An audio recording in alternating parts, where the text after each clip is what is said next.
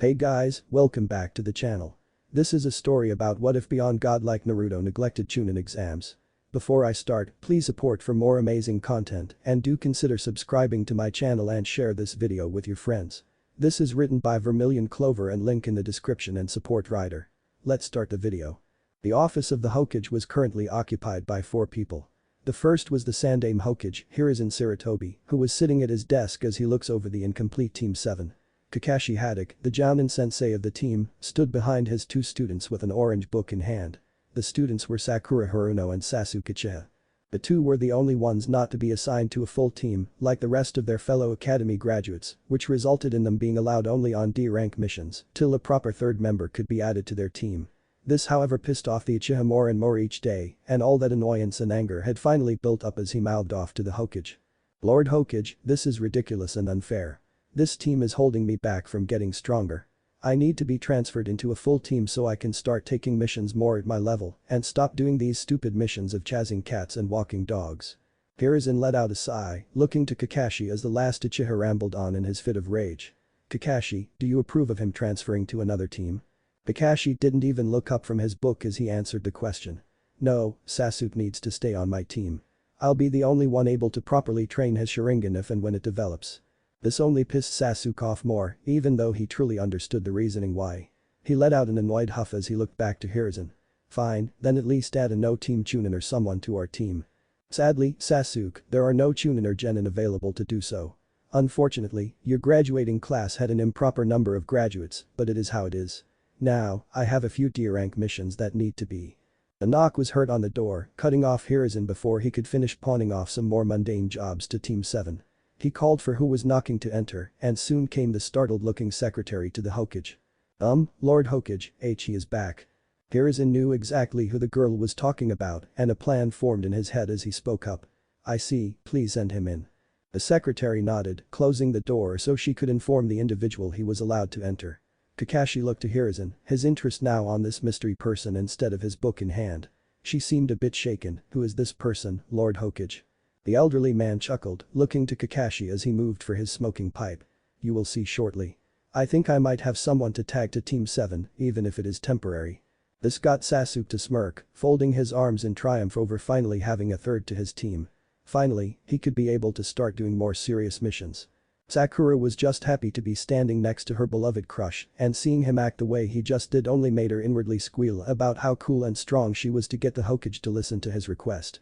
Though on the inside she was a bit hesitant about who this person could be. Finally, after 2 minutes of waiting, the handle of the door turned and opened. Coming through was a boy about a year or so older than the 2 students in the room. He had 4 long flowing golden braids that ran to the back of his head and down his shoulders. He stood a good foot taller than the other teens, seeming to stand at 6'0" on the dot if one was to guess. The 15-year-old man wore a leather tunic over his chest with fur and leather spolder on his right shoulder. At the collar of the tunic were the clasps to the cloak he wore that had the hood down to show off his soft sapphire eyes and a single scar across his left eye. There were also what looked like whisker marks on his cheeks, 4 on each side. He wore thick leather trousers in addition to the tunic and heavy hide boots to finish the ensemble. It looked like everything he wore was made by hand, the stitching well cared for when being made the outfit all that more unique. Then there were the 2 things that stood out to him. On his free shoulder a small cute orange fox kit sat on his. The fox looked down at the others in the room, seeming to eye them intently before giving a shrug of its shoulders and going to rest in the hood of his cloak. The last detail was the twin bearded one-handed axes that rested in their holsters on the belt at his hips. Both blades were solid, balanced, and had the engravings of a wolf swallowing the sun. The shafts of the axes were solid black with engravings of chains engraved in red along the wooden poles. When the team saw the boy, they instantly knew what sort of person he was. He was one of the raiders that assaulted the elemental nations from time to time. The stories of men unafraid of death with fury in battle were legendary across all the nations, and the rumors of their homeland far in the North Sea spoke of a land of frozen tundras and ever-flowing fields. The man before them, from his appearance, was one of these legendary people. He had to be one of the Nords. This got Team 7 on edge as the boy walked into the office, going right past them as he made his way to the desk of the Hokage and placed several scrolls on the wooden surface. When he pulled his hand away from the scrolls, the boy spoke up. "The mission is finished, Hokage. I eliminated the camps of rogue ninjas settling in the mountains within your borders. In addition to their heads in the scrolls you gave me, I also ran into some B-ranked missing ninjas from the other villages. I would like to collect their bounties." Hiruzen just smiled at the boy, taking the scrolls away to be processed before looking back at him. Thank you, Fen. I hope it was not too much trouble for you. Your assistance in these things has been very helpful. Hopefully, we will have more academy hopefuls to come, so we won't need your assistance for much longer. Fen just shook his head, crossing his arms. The leather of his tunic could be heard straining, implying the muscle underneath the animal hide he wore.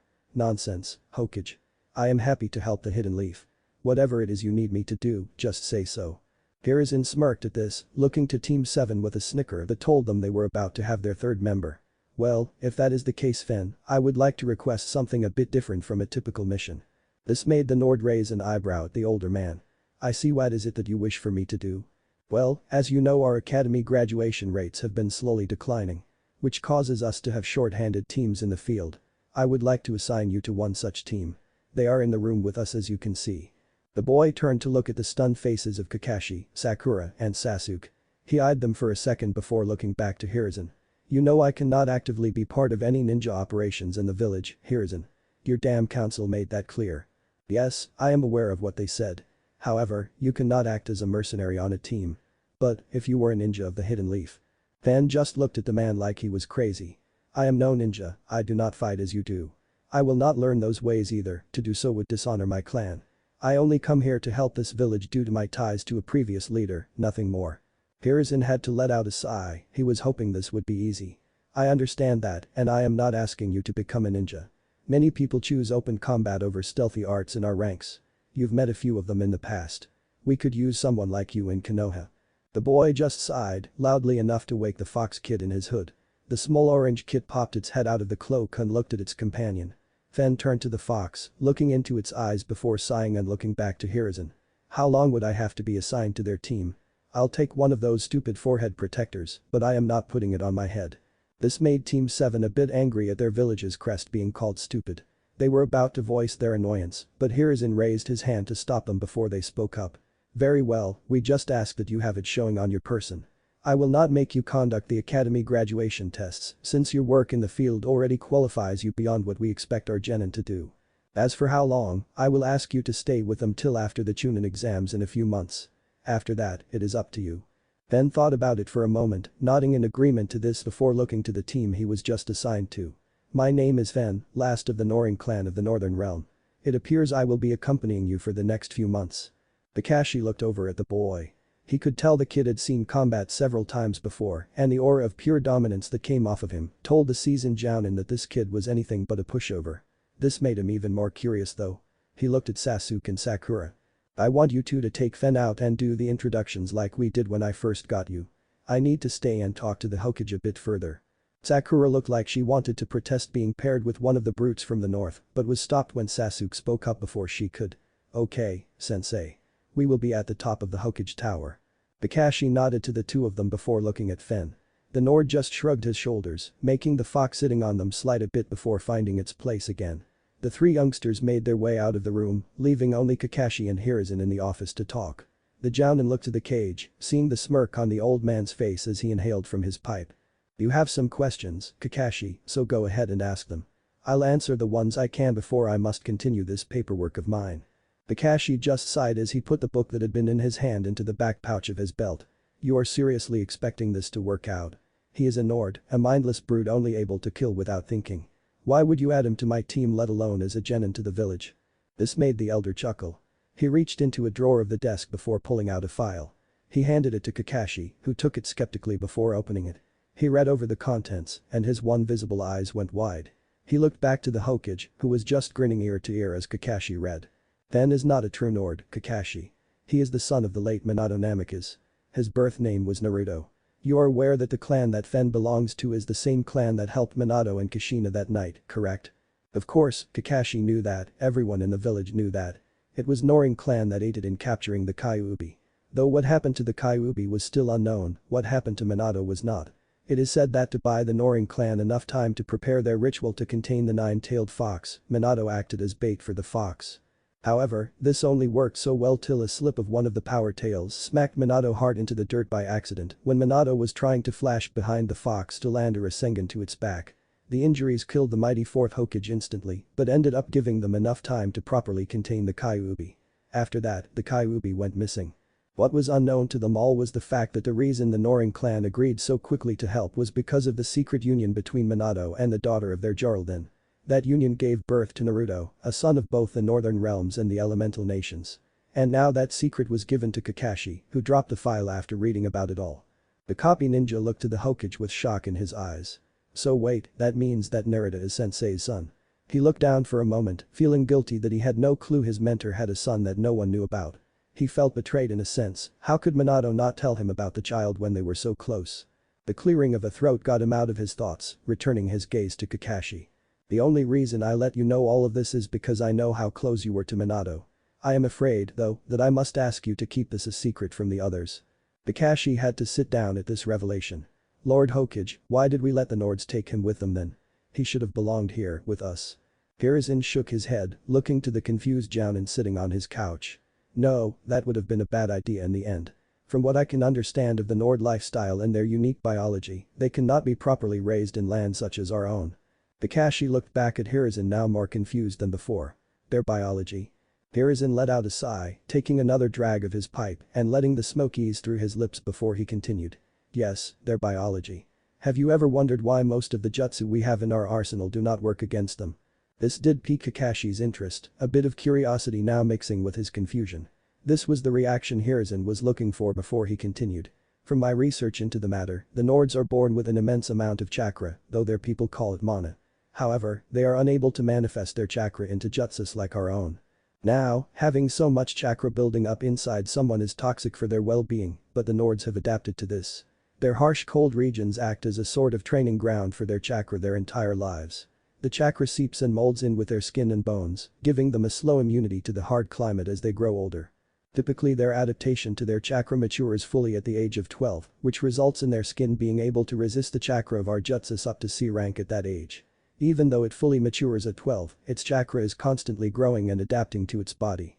This is the reason why they can shrug off most B and A rank ninjutsu with little work.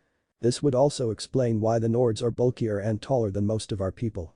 Their chakra forces them to grow to be able to handle it. Another ability they seem to have from their unique chakra reserves is that their blood is saturated in it.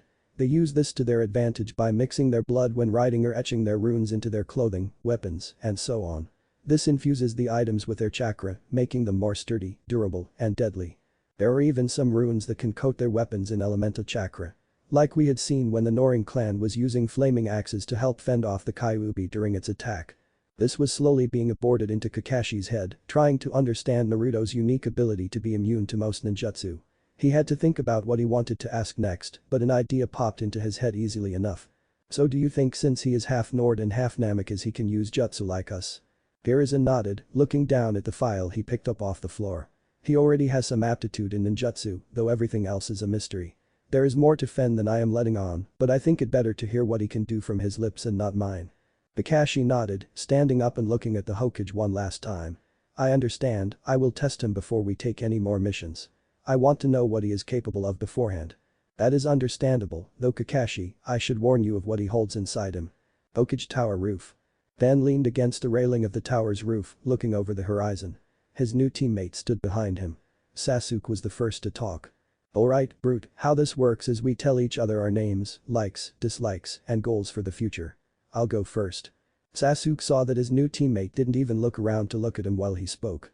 He just summed it up to the Nord being brainless of his people known to be. My name is Sasuke Uchiha. I dislike many things, and I like even fewer. My goal is to restore my clan and kill the person responsible for its near genocide. He looked to Sakura, who was red in the face at the utter disrespect Fen was showing her beloved Sasuke. My name is Sakura Haruno. I like, well, a certain someone. I dislike rude people who ignore others when they are trying to talk. And my goal is to someday be with a certain person I like. Alright, Oph, it's your turn now. Fen just kept his eyes on the horizon. He did hear everything they said, but he cared little about them. This was just a job for him to do after all. He sighed, turning around and looking at them to talk. My name is Fen Noring. I like fighting, hunting, and befriending animals. I dislike people who are arrogant or think the world is owed to them. My goal is to one day restore order to the Northern Realms and restore my clan to its full glory. The two native leaf ninja looked at their new teammate a bit lost. They had no clue something was going on with the Northern Realm. From their knowledge, be it limited, that region of the world always had some sort of peace in their borders. Sasuke was the first to speak up, looking to Fen with more curiosity in his voice now. What happened to the Northern Realms? Fen just looked at Sasuke as if he had brought up a brought memory, which he did. To this Fen just turned around, looking back over the horizon as they waited for Kakashi. Ragnarok happened. Leave it at that.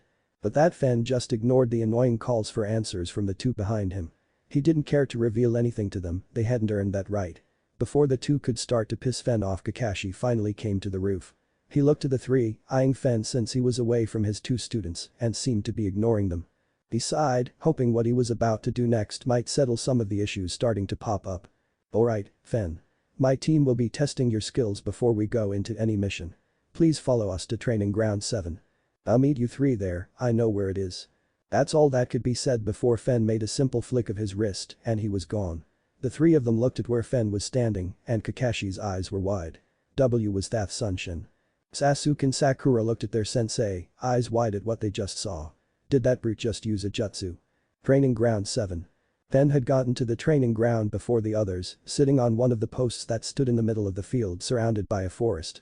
He had one of his axes in hand, using a whetstone to sharpen it as he looked toward the direction of the village. He wasn't too sure if he was happy to be doing this, but he knew his mission. He needed to get stronger and understand his blood and the abilities it can give him. It was nearly a year ago when Fen discovered his heritage from his mother, who spoke to him all the truths he needed to hear before their village was consumed in the conflict that was brought on by Ragnarok. When he thought back to his mother, he gripped his hatchet tighter, the sorrow and anger coursing inside him as he remembered what happened to her. The fox on his shoulder sensed the tension within him and was quick to lick his cheek to get his attention. Fen looked at the kid, smiling as the creature rubbed his cheek with its soft fur. He brought a hand up to scratch the back of the fox's ear, making the creature let out a noise of comfort as they waited. As he comforted the fox, he turned his eyes back to the horizon. Kibi, do you think this is the right thing to do? Staying here and helping them like this? The fox stopped its ear rubbing to jump off of Fen's shoulder, getting down on the ground and looking up at him with a foxy smile. Yes, I think so. I know your father would want you to learn the other side of your ancestry. And you need the strength to go back home. Fen sighed, looking down at Kibi as he smiled. The fox just kept her smile in turn, running her head against his legs as he tried to comfort him. He was enjoying the sensation of warmth coming from the kid. She was the only friend she had left, one of the few things that reminded him of home. Of his village. Of his mother and clan. He sensed something being hurled at Kibi with great force, and before the object could make contact with the fox, he grabbed it. It turned out to be one of the kunai the people of the elemental nations tended to use. He looked at the tree line, seeing Sakura seething with anger, while Sasuke and Kakashi didn't seem too pleased by what they saw either. You have a demon fox with you? How dare you bring that sort of vile creature into this village? She screamed out, pulling another kunai from her pouch, while her teammates didn't seem to want to stop her. Fen frowned, picking up Kibi as she was shaking violently at the thought there was so much anger for her kind here. He brought Kibi back to his shoulder where she hid behind his neck as she felt the anger coming at her from their glares. Kibi has been with me since I was no older than a month. She is my closest companion and trusted ally. Why would I not bring her with me? Are you that stupid, you oaf? Sasuke asked, the three-leaf ninja approaching the two with eyes full of venom. This village was attacked by the Kyuubi and killed hundreds of our people that defend the village. Foxes, especially demon fox like that one, are to be killed on sight. This pissed Fen off now, the boy taking the other hatchet from his belt and with both in hand, ran the blades against one another to spark them into being covered in electricity. I welcome you or any in this village to attack Kibi again. I know what her family's matriarch has done in the past, but she and her kin are not guilty of Kyuubi's actions. Of course she is guilty. She is from the same family as that monster. Fen raised an eyebrow at this, eyeing Sasuke after what he just said. With that logic, you are guilty of all of the things that your ancestors have done. I know of Madara Uchiha and the awful things he tried to do against the village and others. Should I kill you for his crimes? This made a tick mark grow on both Sakura and Sasuke's foreheads. Before things could escalate any further, Kakashi decided to finally step in. Alright, that's enough of that. Fen does have a point, to damn a kid like that for the Kyuubi's actions means we should condemn you for what your family has done in the past, Sasuke. This did cause the tension to lower somewhat, but the anger was still there. He sighed, stepping a few feet away, and looked between the two and Fen. Alright, I want to see how strong you are, Fen. It's simple, these two will try to take you down either by knockout or by submission. Your goal is the same. The winner gets dinner on me tonight. Fen nodded, keeping his axes in hand, as their electricity seemed to bounce about in anticipation. Sasuke and Sakura looked to Fen, both confident they could take down the idiotic oaf and in the same stroke take care of that fox. Kakashi looked back and forth between the two, nodding before bridging his hand down to start the match. Go. Before Sakura or Sasuke could make a move, Fen was gone in the blink of their eyes. They looked around, trying to find where he went. They looked everywhere put up. By the time they realized what was happening, they saw the shadow looming over them as Fen spoke up. Cry of the wolf. The Nord boy took a deep breath before a loud bellowing howl was barreling down on them. The two ninjas had to cover their ears as they felt the intense ringing pinging into their ears. The pain was intense, causing the two of them to stumble and sway before falling onto the ground. By the time Fen landed on the ground, the two were soundly knocked out, some blood leaking from their ears before he cleared his throat. Kibi, still on his shoulder, yipped in triumph at seeing the two that wanted to kill her knocked out. Good job, Fen. Now, you should take them out for good before they get a chance to attack me again. Fen turned and looked at Kibi, shaking his head with an amused smirk on his lips. No, sadly I am on their team now, Kibi. I can't kill them even if I wanted to. The fox kid pouted, sticking her nose up in the air as she let off a flare of annoyance at her friend before going back into her hood. He sighed, knowing he would not hear the end of this later on. He turned to Kakashi, who was checking up on Sasuke and Sakura. He waved some foul-smelling salts in front of their noses, which perked them out of their unconsciousness, but made Fen want to vomit. What the hell is that shit? He asked, trying hard not to regurgitate the lunch he had earlier in the day. Kakashi turned to him, raising an eyebrow at the sickened look on Fen's face. They are smelling salts, helps wake people up that get knocked out. What, have you never seen or used them before? Fen just shook his head as he backed away from the smell, getting a good few feet away before taking a deep breath. No, and I never hope to smell that shit again. It's so rancid. This gave Kakashi one of his infamous eye smiles, tossing the salt away before speaking up. Well, I didn't expect them to fall that quickly, but a deal is a deal. So, let's go get some dinner. Fen shook his head again, taking a few more deep breaths before looking back at Kakashi. No, thank you. I prefer to hunt my food over eating from another's plate. In my home, hunting and preparing your food is proper over taking it from others. Kakashi just shrugged his shoulders at that. Alright, just means I get to keep my Ryo in my pocket. We will be meeting at the Hokage Tower tomorrow to get a new assignment. Be there at 7 am sharp. The Nord just nodded, putting his hatchets back into their holsters before making his way into the woods. When he was gone, the two genin looked at Kakashi a bit bewildered. Sensei, was that a jutsu? I thought Nords couldn't use jutsu. Kakashi brought his hand up to his chin and thought to Sakura's question. Traditionally, that's what we know. But it seems there is more to Fen than we realize. Forests of Konohagakure. Fen was stalking in the foliage of the forest surrounding the northern end of the village, with a bow in hand and arrow notched but not drawn. He was silently making his way through the dense fauna that helped keep the prey from the predators. He kept his arrow pointed to the ground, each step silent and soft on the mush ground under his weight. He had picked up the scent of a deer, a buck to be more precise. He kept inching closer and closer towards the scent, keeping his eyes peeled and his nose inhaling the scent of the area. He had lost his targets before to the predators of the wild, but he learned to outsmart them. That was back in the northern realm, not here though. He knew very little of the wildlife of the elemental nations. After a few more minutes of tracking, he was able to spot the deer drinking from a stream in the forest. When he saw the animal, he aimed, slowly drawing the string back, and he pointed his arrow toward the deer. He took a deep breath, steadying his breathing before letting the string go and the arrow fly towards the beasts. The arrow made its mark with a loud thud to the animal's chest. Fen rushed to the downed animal, seeing that his shot was successful, and pierced the heart of the buck and gave it a clean, painless death. With practiced skill and rehearsed speed, Fen started to gut the deer, removing the intestines and stomach before the liver and other organs of the animal. While he worked the corpse of the deer, his scent was flooded by the smell of blood, blocking the scent of others coming to his location. He ripped the last of the innards and washed his bloody hands off in the stream. When he turned back to the deer, he found himself staring down 3 hounds that were eyeing the deer with hunger. Fen was quick to go to them, which caused the hounds to growl lowly as they watched the man.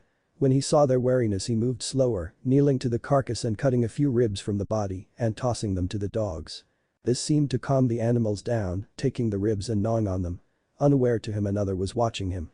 The girl watched as her canine companions were easily swayed from taking the entire deer for themselves.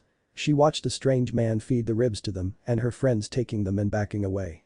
She found the smile on the man's lips rather calming, like a predator at ease in their environment. The girl watched as a small fox kit popped out of the man's hood, tipping when he offered it a small cut of meat from the deer before tossing the heavy buck over his shoulders. He held the front and back legs of the deer over his shoulders, using it to carry the carcass like one would with a heavy sack. The fox just climbed up onto the man's head and nibbled on the meat. It was a cute sight, all in all.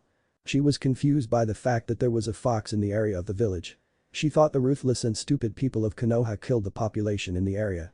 Though when she looked at the kit, she couldn't help but feel like this was a species not known to the region. That would make more sense since it was clear that that boy was a Nord based on his rugged leather attire and hatchets on his hips. She watched as the man walked away somewhere deeper into the forest, leaving her companion satisfied with their little treat. As soon as he was gone, the girl came out of the forest, coming down to her companions and giving them a quick once-over before giving them some affection. Behind her, another dog came out, which was followed by another woman. The two seemed to share some features since they both have red triangular markings on their cheeks. "So you sense that presence too, huh?" The older woman asked as she joined the younger at the edge of the stream, seeing the leftovers of the man's hunt being eaten by the three dogs. The dog that came with the older woman, the one missing half its ear and an eye patch over a missing eye, went and joined the others on the feast left behind by the hunter. The younger girl looked up at her, offering a nod. "Yes, I felt him too. He gives off the sense of a pack leader, but he is a man. Do you know why he would have such an aura to him, mother?" The elder woman just shrugged her shoulders, looking at the trail of blood the man left behind when he took his prize away. Could be a few reasons. He could be an Inyazuka and be that powerful, but it was clear he was one of those Nords. Another possibility would be that he holds a tailed beast, but all are accounted for bearing the 9 tails. But the scent he gives off isn't that of a fox, but of a wolf. A powerful one at that. True enough, but he did have a fox with him. Could he maybe be using some sort of jutsu to mask the scent of a fox? The mother shook her head, kneeling down and giving her canine companion a scratch behind his good ear. "No, Nords can't use jutsu. Whatever we sensed is all him, Hana." Hana just nodded, looking back down the stream where the blood trail headed. "Should we warn the Hokage of a Nord in the area?" The older woman had to think for a moment about this. "He might be that Nord I heard about doing missions for the village. If I recall, he is without a clan and likely harmless to the village. Though keeping an eye on him a bit longer might not be a bad idea." The two gave each other a look, understanding the same thing before they got up and started to stalk the trail left behind by the man. They wanted to observe him more, he was certainly an odd sight, not to mention very interesting. No Nord ever got on their radar as this one has. The two made their way toward the man, hoping to learn some more about him before the night got too late. Chapter 2. Friend to the Wilds. Hana and her mother followed the blood trail the deer's carcass left behind, following its upstream through the woods. Their canine companions were at their sides the entire time, looking out for any danger they may not see or smell. This chase led on for about 10 minutes before the group found a cave nestled into the earth at the foot of a small hill. The cave smelled of the man, and the deer's body was laying on the ground where the man was skinning it. Beside him was the fox, sitting at his feet while it rested. Hana eyed the kid more, trying to find any markings that could resemble a species of foxes she might know from her studies of the wildlife in the Land of Fire.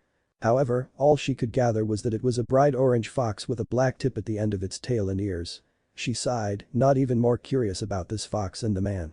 Her mother, Tsum, was watching closely as she saw how expertly this man was skinning the deer, getting the entire pelt off the creature's body before sitting down with a knife in hand and cutting out any little pieces of meat left. When that was done, he laid the hide down with fur facing down before going to a small barrel and taking out what smelled like salt and layered the inside of the hide with it. Tsum was interested in this. No one in the elemental nations, let alone ninja, really tanned and cured hide. She knew about it, of course, but never saw it done in action. But the hide now being salted, he left it there for now and went back to the meat. When he brought his hatchet out, he whistled. From the cave behind him came 3 large wolves. They were massive compared to her clan's Ninken, at least dwarfing them by 2 feet in length and another foot in height. The wolves came to the deer, looking at the man. The man just chopped off a chunk of the ribs before nodding, letting the wolves have the rest of the deer before sitting down and skewing the ribs on a spittle over a fire pit. The wolves dinned on the meat while the little fox woke from its nap and went to the man and went to sit on his shoulder. The man took the hatchet at his side and used a piece of flint he had in his pocket to send sparks into the dried leaves and grass he had under the logs he had positioned in the teepee shape. After a few strokes to the stone, the sparks caught, causing the fire to start to grow, and not longer after the logs started to catch. He took a deep breath, putting the ribs over the fire and slowly rotating them as he looked about. To the girls' surprise and their dogs, the man spoke up. "For people who travel with hounds, you make your scent painfully obvious to smell. Come out of the brush and join me, your companion can take part of the deer. It should be large enough for all of them and my brothers to eat a decent dinner." Hana and Tsum looked at each other, not too sure what to do now that they were caught. They were also a bit confused. Nords weren't known for kindness or hospitality. "Mom, I think we should just go and eat with him. What's the worst that can happen? Zoom thought about it. Malright, I suppose it's better than saying no and staying hidden. Alright, thanks, stranger. The two, along with their canines, came out of the forest's undergrowth, smiling friendly towards the man and the wolves. The wolves looked at the four new canines coming towards them. The three looked to the man who in turn nodded. The wolves looked at the dogs again before making way for the four of them to join in their meal. Hana and Zoom sat across from the man, who now at closer inspection, looked to be younger than they expected. Huh, I never saw a Nord so young all on his own. Are you lost, kid? The Nord looked at Zoom, raising an eyebrow. Do I look lost, stranger? He pointed to the armband he had around his left arm, a forehead protector of a hidden leaf shinobi wrapped around his bicep.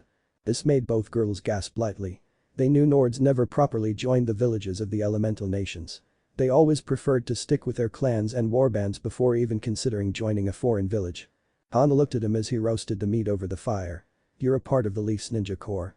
I thought Nords never joined a village. Isn't it some sort of disrespect to your clan? The man nodded but looked at her before he answered. I would like to have your name before I tell you anything, stranger. It is only polite in this land to know one another's name before you talk, right? Both Hana and Zoom blushed a bit, they were being a tad rude not giving their names before asking their questions. Hana was quick to fix that, smiling softly at the boy across from her. That is right. I am Hana Inyazuka, and this is my mother Tsume Inyazuka. The man nodded, bringing his attention back to the meat he was roasting. I offer you my greetings, Hana and Tsume of the Inyazuka. My name is Fen Noring of the Noring clan. Tsume blinked, looking at him confused and a bit skeptical. The Noring. The same clan that helped us with the Kyuubi all those years ago.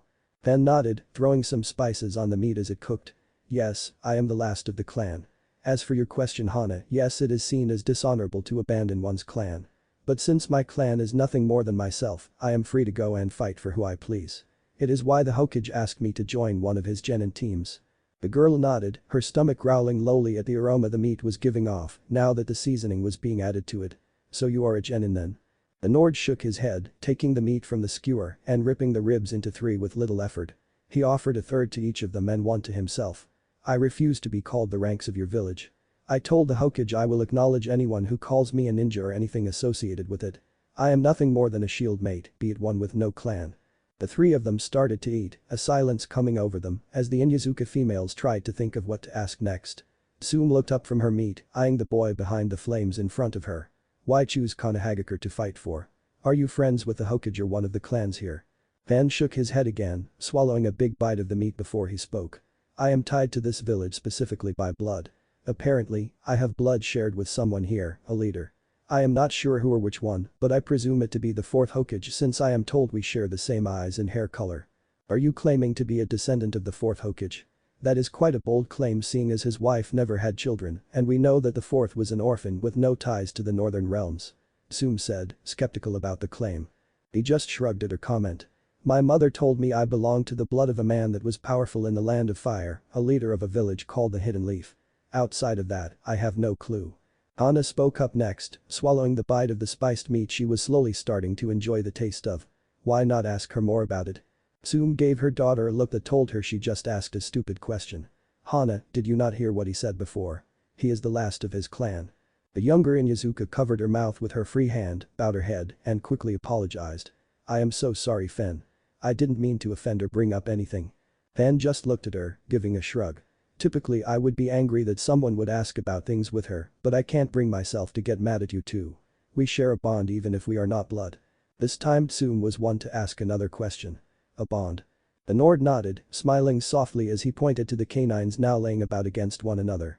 A moment ago Fen's wolves were skeptical of the dogs, but now they seemed comfortable enough to rest with them. We share a bond with the animals. Your clan specializes in your connection to your, what do you call them, Ninkin? The two girls nodded, listening on with interest as he continued. He smiled, tossing the small bits of ribs left to Kibi while keeping a bigger piece for him to gnaw on. I too share a bond, but on a wider spectrum. My clan called it the Will of Fenrir, the father of all wolves. Hence where my name Fen comes from.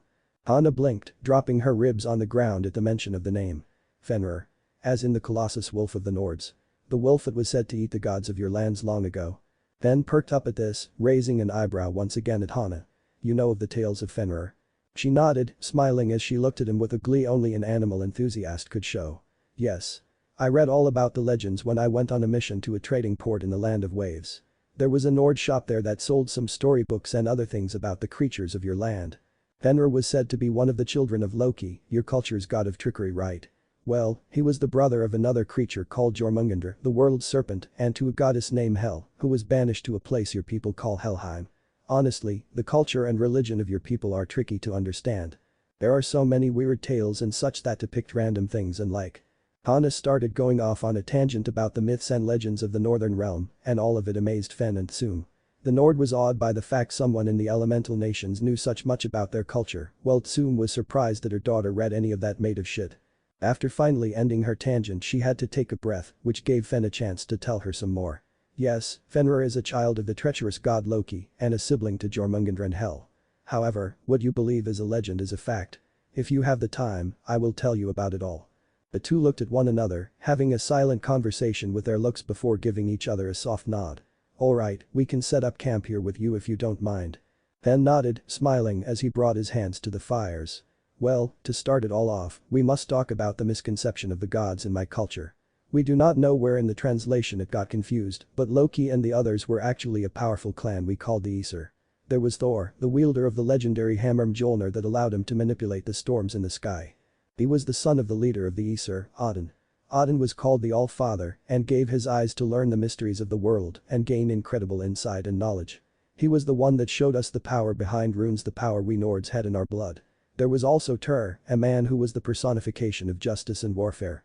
There were many others, but I don't think you want to hear about all of them. Anyways, Loki was an Aesir. However, he did not believe in the iron will and the law of his fellow clansmen and women.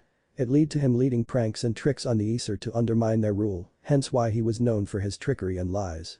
Though we do know not where they came from or who birthed them, Loki fathered 3 children. But the insight given to him, Odin knew that Loki's children would bring an end to the Aesir's rule over the northern realms. To prevent this, Odin cast Jormungandr to encircle the land of the north, where the massive serpent started to devour his own tail to keep himself forever gagged and unable to act. Hel was sent to look after the crypts of the fallen, which the myth of her going to Helheim came from. Lastly, Fenrir was to be chained. He took a deep breath and looked at his audience. Everyone, including Kibi and the wolves, was listening to the tale. He smiled, looking at the fire as he continued. Fenrir never stopped growing, getting stronger and stronger every day as he ate more and more of the wildlife that nested in the forests around the Aesir's home. The large tree we called Yggdrasil. The hunger and power of the wolf made it difficult to contain the beast, which caused the Aesir to craft special chains to bind him. The first chain was lading, which snapped with little effort from Fenrir's strength. The next was the chain called Dromi. Though the chain was twice as strong, the shackles still broke. This kept happening every time Fenrir grew more suspicious of the Aesir's reasoning to bind him. They told him it was all to prove his strength, since no other could break the chains they made. Finally, the Aesir stopped forging the bindings themselves and asked for help from the dwarves. They were men of stout stature with ashen skin and beards that draped down to their knees. The dwarves were known for their excellent craftsmanship and took the challenge to bind the ever-growing Fenrir. Through a method kept secret from them and the Aesir, they created a simple golden ribbon that would withstand the strength of Fenrir. This ribbon was called Gleipnir. However, Fenrir no longer trusted the kin of his father and refused to be bound unless one of the Aesir willingly brought their hand to his maw. No one but Tyr was brave enough to step forward, letting the wolf take the hand in his mouth while he was being bound. Fenrir buckled and strained against the mystical ribbon, but could not break it. Fenrir had felled for their tricks and in turn bit Tyr's hand off. So, for what was said to be 100 years Fenrir was tied in Gleipnir, waiting for the day he could break free and exact his revenge alongside his brother and sister on the Aesir. With his story over, Fen spit out the rib he had been chewing on, letting the bone settle in the dirt as he reached for his waterskin. He took a swig of the liquid before handing it to the awestruck Hanna and Tsum. The two were at a loss for words. It sounded like, to them, that these Aesir had some sort of bloodline that resulted in their gifts, but even then it was unique even among the unique.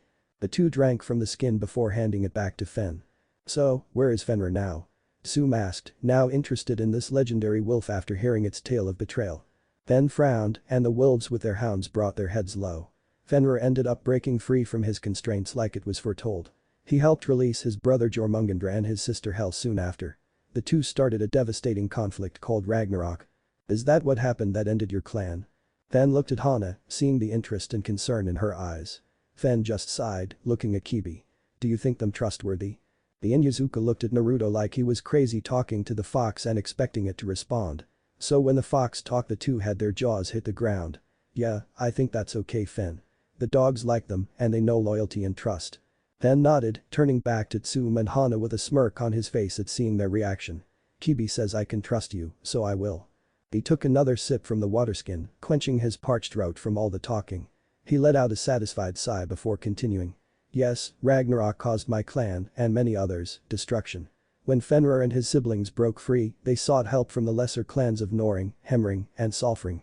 These three clans did not see them as the monsters the Aesir claimed them to be. They saw them as forces of nature to honor and respect. The Hemring worshipped Hel and practiced a method to raise their dead with the chakra in their remains. The Solfring worshipped Jormungandr and believed he was a creature of knowledge and pursued the life of learning the magics that the Aesir kept secret. Lastly was the Noring, my clan, who worshipped Fenrir and strived for kinship with all wildlife they could befriend. The three clans joined the side of the three betrayed children of Loki. The war lasted 5 months, where the clans fought hard at the side of their chosen allies. Odin brought his armies to the Noring and Fenrir, Thor brought his armies to the Hemring, and then Tyr brought his armies to the Solfring. The battles that came from their campaigns cost hundreds of lives on both sides. Eventually, Fenrir, with the help of my clan and the Kyuubi, defeated Odin, but at the cost of both great beasts becoming mortally wounded. The other battles were the same, with the Aesir being destroyed and the children of Loki gravely wounded. In an attempt to save their lives and to ensure the survival of their clan's legacies, the leaders agreed to the plan the children offered. Each clan, offering the remaining lives of their people, used their souls as fuel to bind the three children into one of their members. Jormungandr was sealed into the daughter of the Jarl of the Solfring, where she escaped by one of the few spawns on Jormungandr to another part of the elemental nations. The one to take in Hel was another girl, though a girl that Hel handpicked to be her container. Lastly was Fenrir, who took inside the one with the strongest connection to the wilds. The last two both left on the same boat to the elemental nations, but a storm caused the girl to escape on the boat while the other fell overboard. Wait. You said the Kyuubi was there, Tsume shouted, making the others cover their ears at the high pitch. Fen looked at her, nodding. Yes, where do you think she went after my clan took her away from your village? So wait, Hana cut into the conversation, looking at the Nord. So the reason that no one could find the Kyuubi after your clan contained it was because they took it with him. Do you not understand how weak that made Konoha look without their tailed beast? Fen narrowed his eyes, and so did Kibi. She belonged to no village or man, she belonged in the wilds where she was meant to be. She, along with the others, wouldn't be menaces to the villages if you lot would have just left them alone. This took the two women back a bit. He had been warm and friendly towards them up until now. Tsume sighed, nodding her head. She hated to agree with him, but he was right. Hana just looked away ashamed. Fen sighed, scratching the back of his head. Anyways, there is only one member from each clan left and they hold the children inside them. I hope to meet them and go back to the Northern Realms to reclaim our rightful place and lands. Currently, the Northern Realms are in a bloody war due to the power vacuum the defeat of the Aesir left. A noble and honorable goal, perhaps we can wait a minute. You said you were the last of your clan, right? Hana asked, raising her eyebrow. Fen nodded, knowing she was putting the pieces together. Tsume narrowed her eyes, understanding the line of thinking Hana was having. You're the container for Fenrir, aren't you?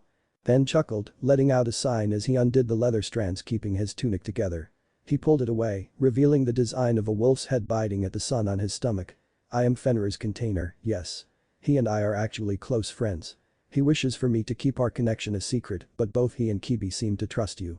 We just ask you to keep this all a secret, everything I told you tonight. Hana gulped, looking at the markings on his stomach.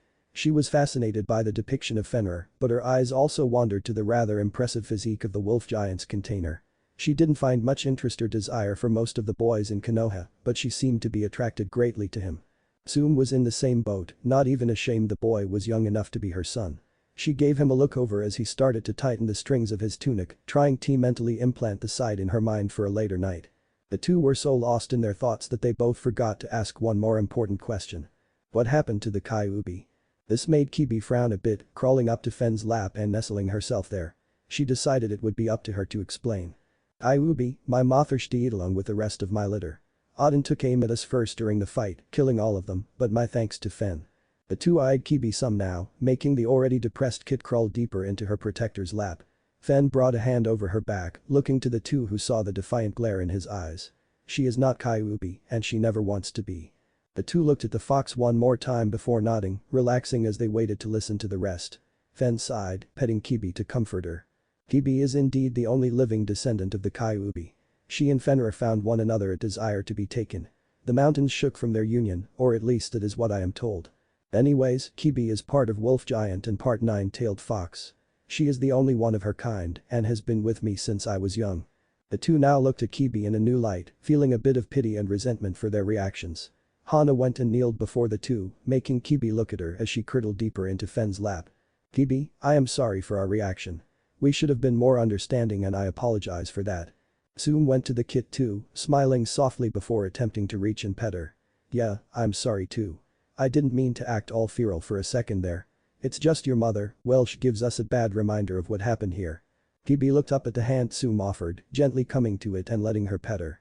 Hana smiled and joined in, both Inyazukas finding that Kibi's soft was very soft. The two kept petting Kibi, neither woman seeing the blush on Fen's face from their hands being so close to his crotch. The two ended up taking Kibi over to their spot, the fox finding the wild, spiky hair on Tsume's head quite comfortable and taking a nap. Tsume smirked, laying her head against a log she was sitting on prior as she too was getting sleepy. Hana smiled, laying down on the same log. She looked to Fenrir, who was now talking to the wolves. The wolves didn't say anything back, only nodding their heads before going into the woods to protect the camp while he and the others slept. Fen sighed, bringing himself to rest on his own log that was covered in some sheep's wool. Hana saw the soft pelt and looked a bit jealous. Fen saw this, smirking and taking the wool off his log and handing it to her.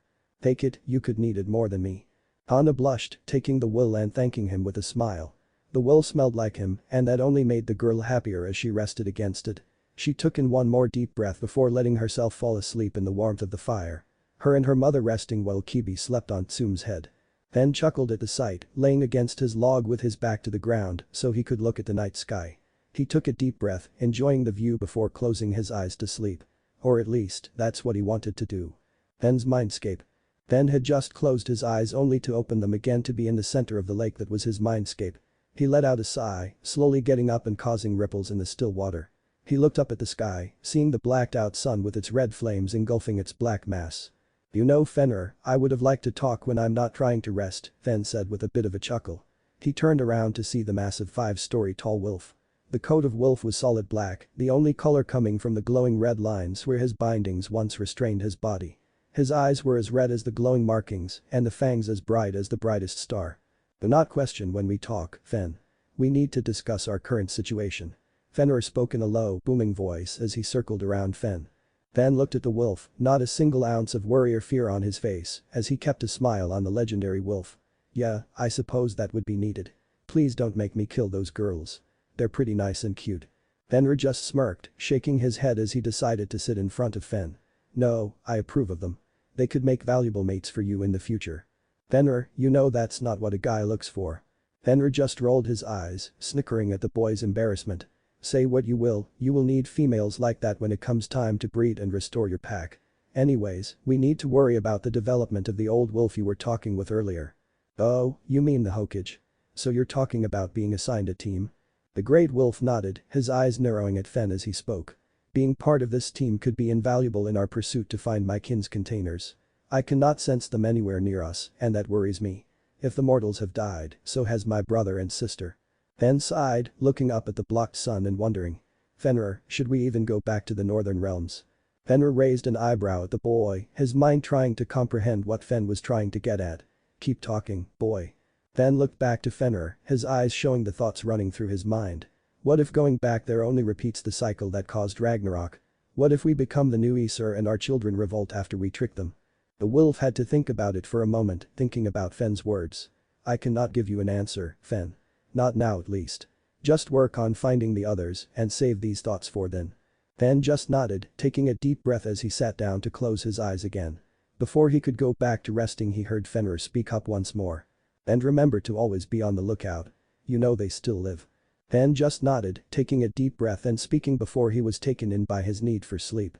"Yeah, I know Thaner are still around." Chapter 3. Fen of the Wolves. Fen slowly opened his eyes, groaning as the dawn's morning sun peered over the forest's canopy. He rubbed his eyes, slowly sitting up and taking a deep breath of the fresh welcoming air of the wilds.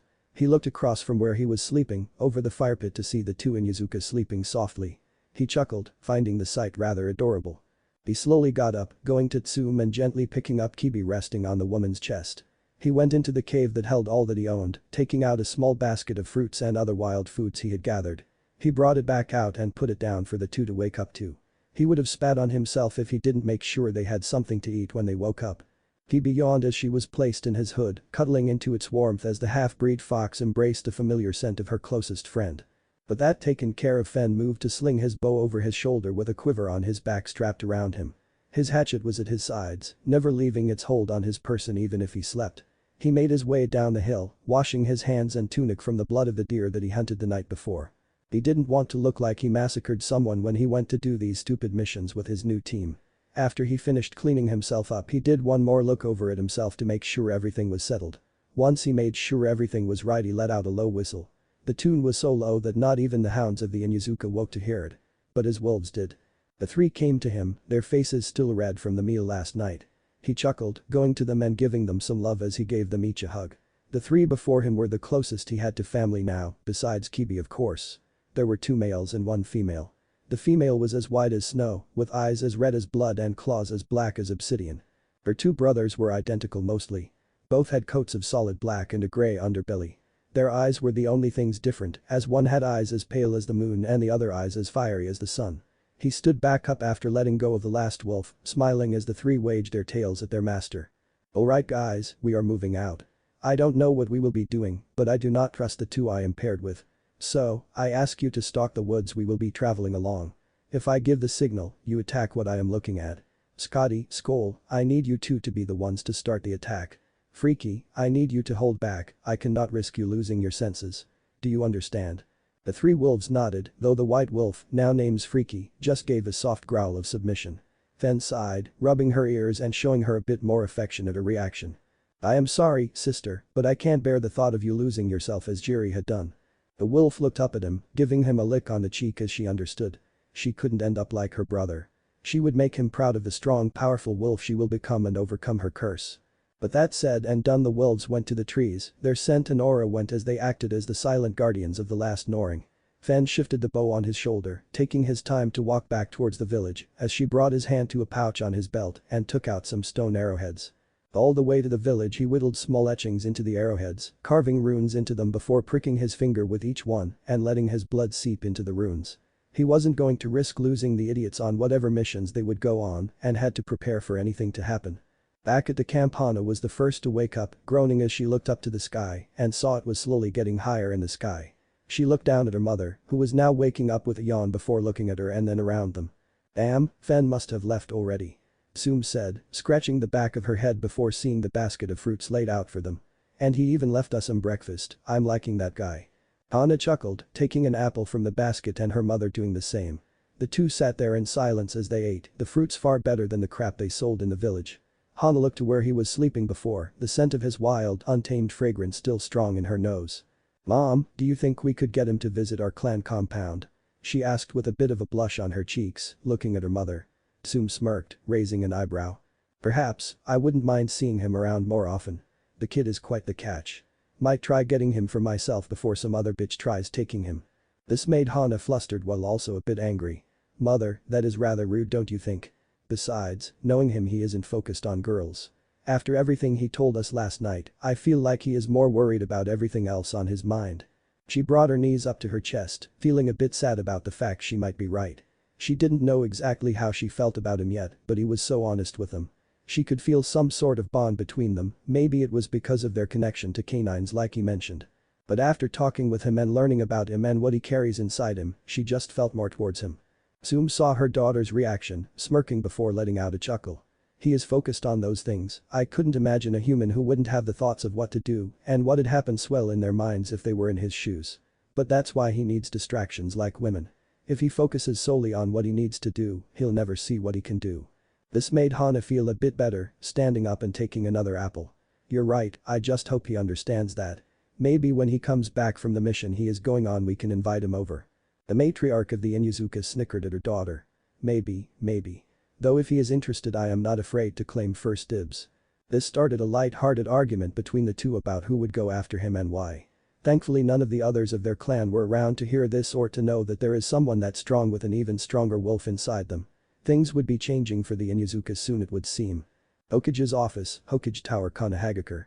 Kakashi, Sakura and Sasuke were a bit pissed at the moment as they waited for Fen to show up.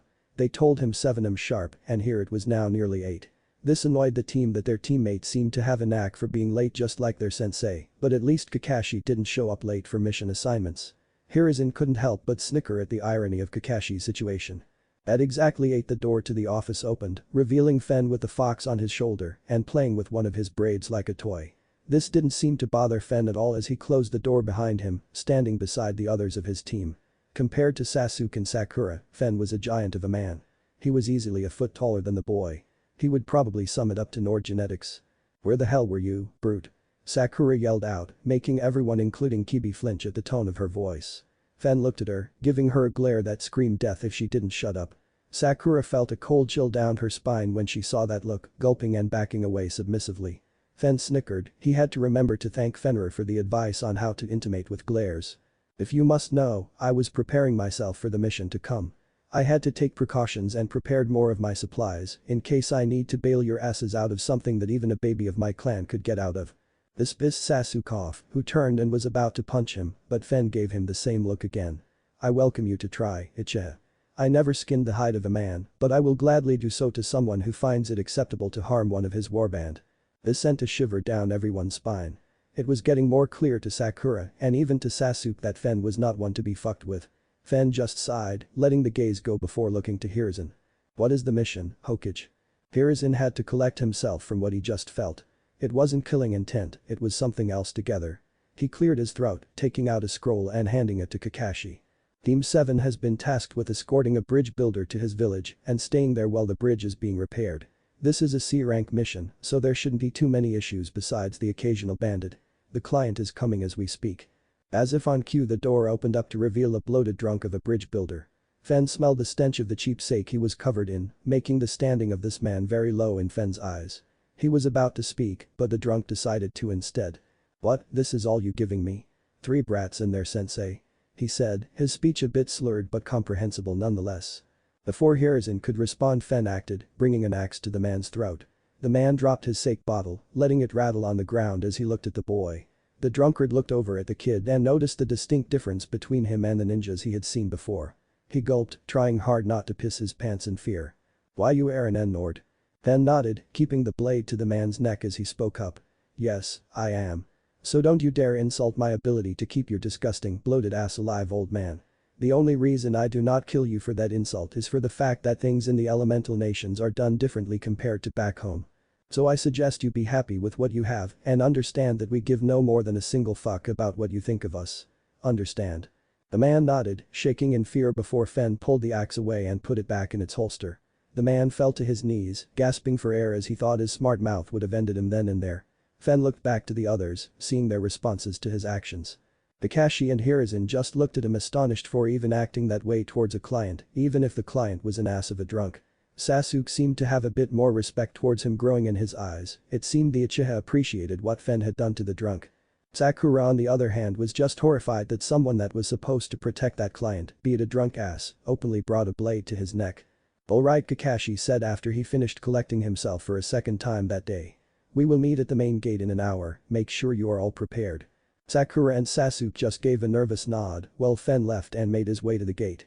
He was already ready, and the fact the others needed time to do so was another negative mark in his view of the ninja. When Fen left, everyone seemed to let out a breath they didn't seem to realize they were holding in. Kakashi looked at the man, bowing his head. "I apologize for him, Tazuna. He is not very well mannered." Tazuna waved his hand dismissively. No, that fault is on me. I shouldn't have acted that way, and for that, I apologize to you all. That kid needed to give me that wake-up call, it seems." The group just nodded in agreement, much to Tazuna's embarrassment. The team moved out, along with Tazuna, to get ready for the trip. After they left, Hiruzen just leaned back in his chair, taking a hit from his smoking pipe. "That boy really is a handful." Main gate's Konohagakure. Fen leaned against the walls of the village, only a few feet away from the gate, as he was working on the leather of the deer he had taken the night before. He was working on the hide, trying to tenderize it and making it more flexible before he would start to work on stitching it. He had already decided what he would do with the leather and planned on turning it into bracers for his forearms. One thing Fen always took pride in was his self-reliance on the bounties of the wilds. He never bought an ounce of cloth from the shops in the village, nor did he put a single weapon from the blacksmiths. He felt that keeping one's own ability to stay independent determined their worth in the world. It's why everything he wore was made by him, from his cloak down to the fur boots that covered his feet. He also was proud of his level of runic mastery and made sure that he put it to good use in everything he made. He looked back up at the sky as he kept working the hide, thinking about what was to come with this mission. As he was lost in his thoughts, he failed to notice the drunk man from earlier approaching him. The man was hesitant to approach the Nord that held his axe to his throat, but he steeled himself as he knew he needed to make amends with the man who would be protecting him. Hey there. He said sheepishly, though it caught Fen's attention. Fen looked at the man, noticing the scent of sake was lessened on the guy compared to earlier. Hello, stranger. Tazuna chuckled, scratching the back of his head. The name is Tazuna, I should have said to you earlier before my drunken rambling. I wanted to apologize for what I said and that I offended you. The Nord looked the man over, noticing the look of regret on his face. Fen sighed, rolling the hide up and winding a few strands of twine around it to keep it secure before having it put in his knapsack. Think nothing of it, Tazuna. My name is Fen Noring, of the Noring clan. Tazuna nodded, his smile easing as he stood a foot or so away from Fen. He looked to the sky where the boy was looking moments before. Beautiful day, isn't it? Fen nodded, smiling at the attempted small talk. Yeah, though it is nothing compared to my home. The skies here are full of clouds, but back home, at dawn and dusk, we have these brilliant lights illuminate the sky. This got Tazuna's interest, looking at the boy as he looked at the sky. I heard tales of those lights from traders of your people. You call them the Northern Lights, right? Fen smiled, nodding as he moved his hands into a pouch and pulled out a few arrowheads. He then reached into the quiver, taking a few untipped shafts with feathers, and started to attach the arrowheads to them. Yeah, the Northern Lights. Some of my people say it's the last flickers of creations leaving the world. I think it's the last beauty left in the world. Beauty untouched by war, greed, famine, and death. Fen looked solemnly at his arrows, a smile fueled by old memories across his face as he worked. Tazuna smiled, seeing the fondness on the boy's face as he looked to the gate. We got here pretty early. We got some time to talk while we wait for the others to get here. I would be lying if I said I wasn't interested in your people. The ships they sailed to port were always a sight to see. A chuckle left Fen's lips at the mention of the ships. You mean the longships? Yeah, they are fun to sail on. Though a pain to get done properly.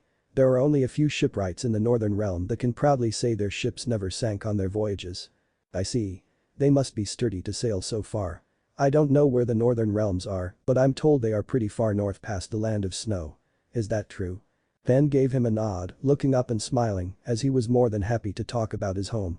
From the land of snow, it would take roughly a day to travel to my homeland.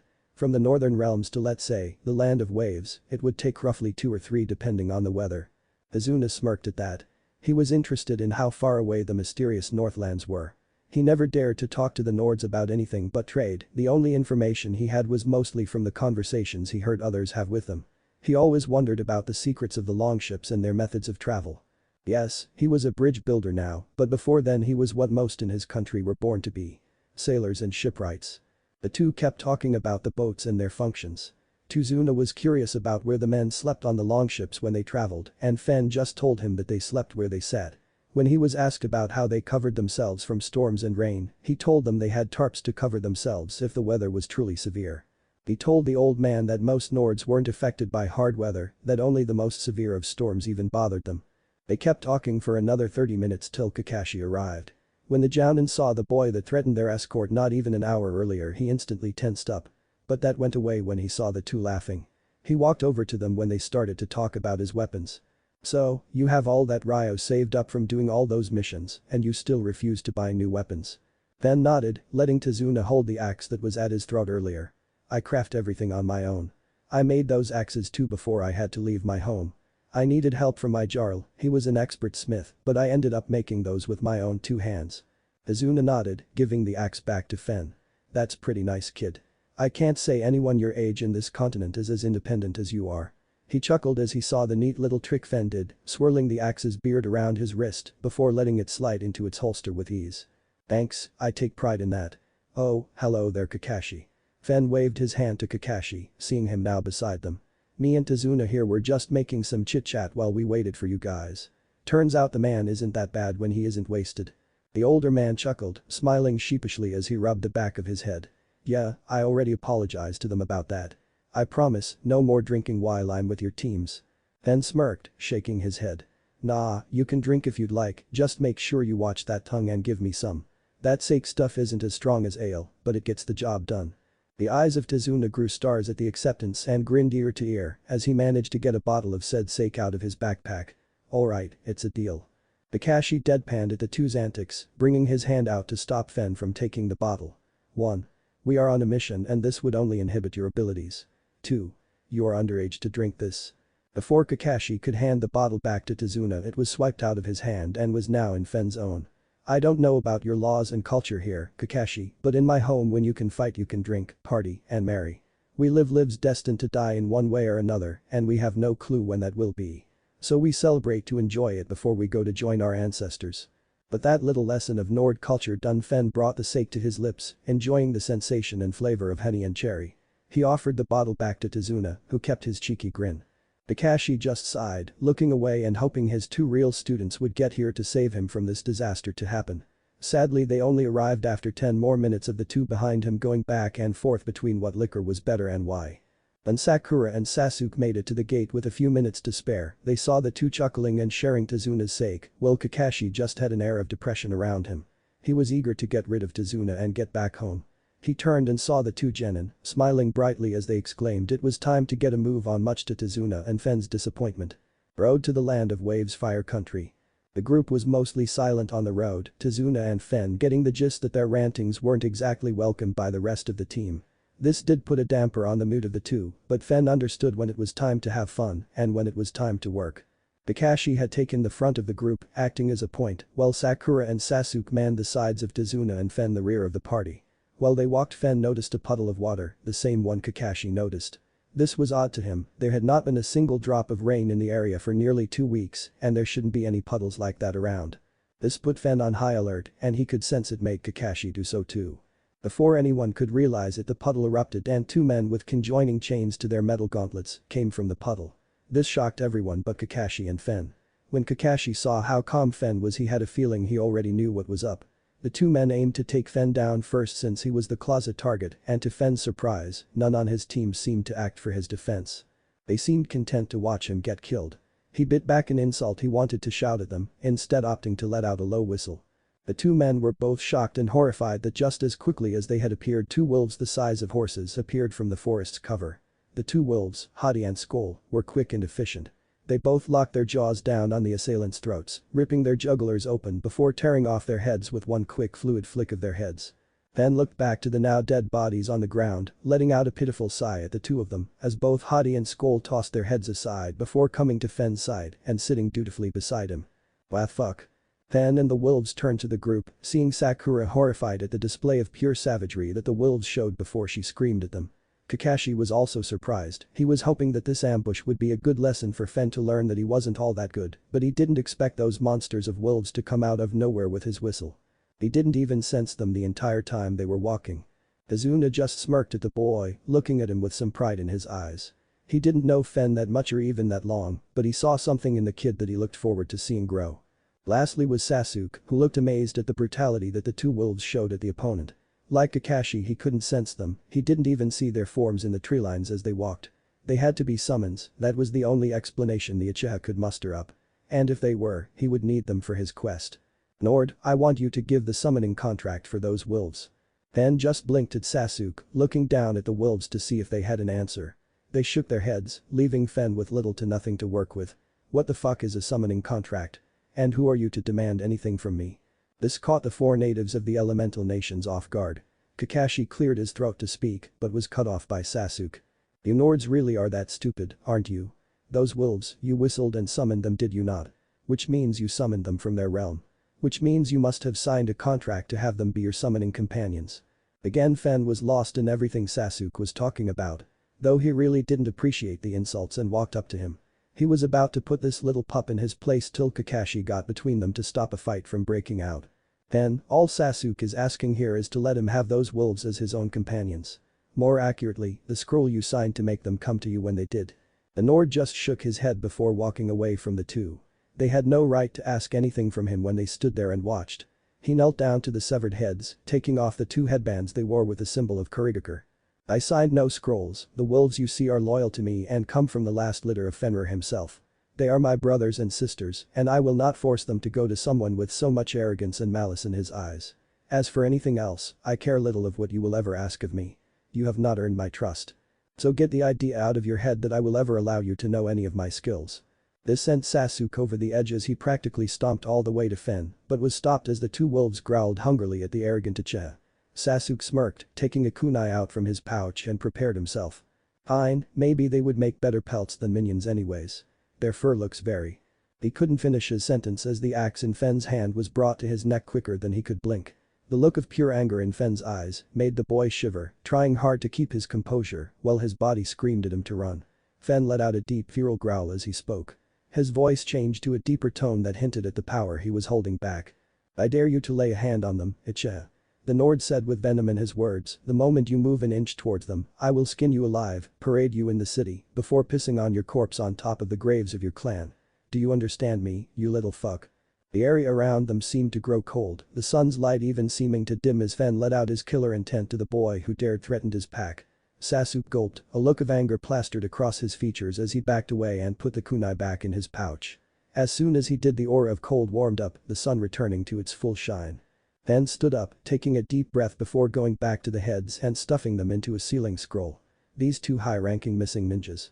The demon brothers of the mist, I believe. They are rogue ninjas, and rogue ninjas aren't cheap. Tell me, Tazuna, what aren't you telling us about this bridge? Tazuna sighed, happy the tension seemed to die down a bit, but he knew he was in for it now. He wanted to lie, but he couldn't do that to Fen. He was a good kid and maybe he could still help him. Tazuna told them everything, to what was happening to the land of waves and the vileness that was Gedo. Fen listened to every word, but it seemed his team wasn't as interested in it than he was. Do them, the man lied to save his own hide in the end, damn the reasons behind so.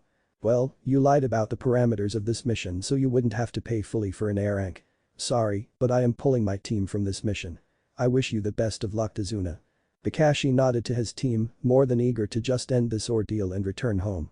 He was now determined to have Hiruzen take Fen off his team. The madman's temper and willingness to threaten his teammates were not acceptable and would look into his being brought to the council for threatening Sasuke twice now. He knew Fen was his sensei's son, but he was out of control and he owed it to Itachi to protect and guide Sasuke. He owed no such promise to Minato. Azuna's eyes went wide with fear, getting down on his knees as he pleaded. Please understand, I have no choice. If you don't guide and protect me as I finish the bridge, then you are damning the people of my country. Please, show some mercy. The team just kept walking, well, all of them, but Fen. When the three of Team 7 noticed a distinct lack of the vicious Nord walking beside them, they turned to see what he was doing.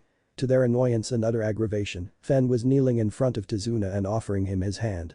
I won't abandon your people, Tazuna. He said softly, helping the man up as he dusted the old man off from being on the ground. Kakashi turned to Fen, pissed at what he was doing. Fen, as the team leader, I order you to come back with us to Konoha. I already made my choice on the matter. Fen turned to him, his eyes showing no respect or care to the three walking away. I care not for the words and orders of a heartless man. You would rather let this man, his family, his home, and his entire country be strangled to death by a tyrant instead of showing him mercy and understanding. The Nord kept himself planted where he stood, eyeing Kakashi and his team as he kept talking.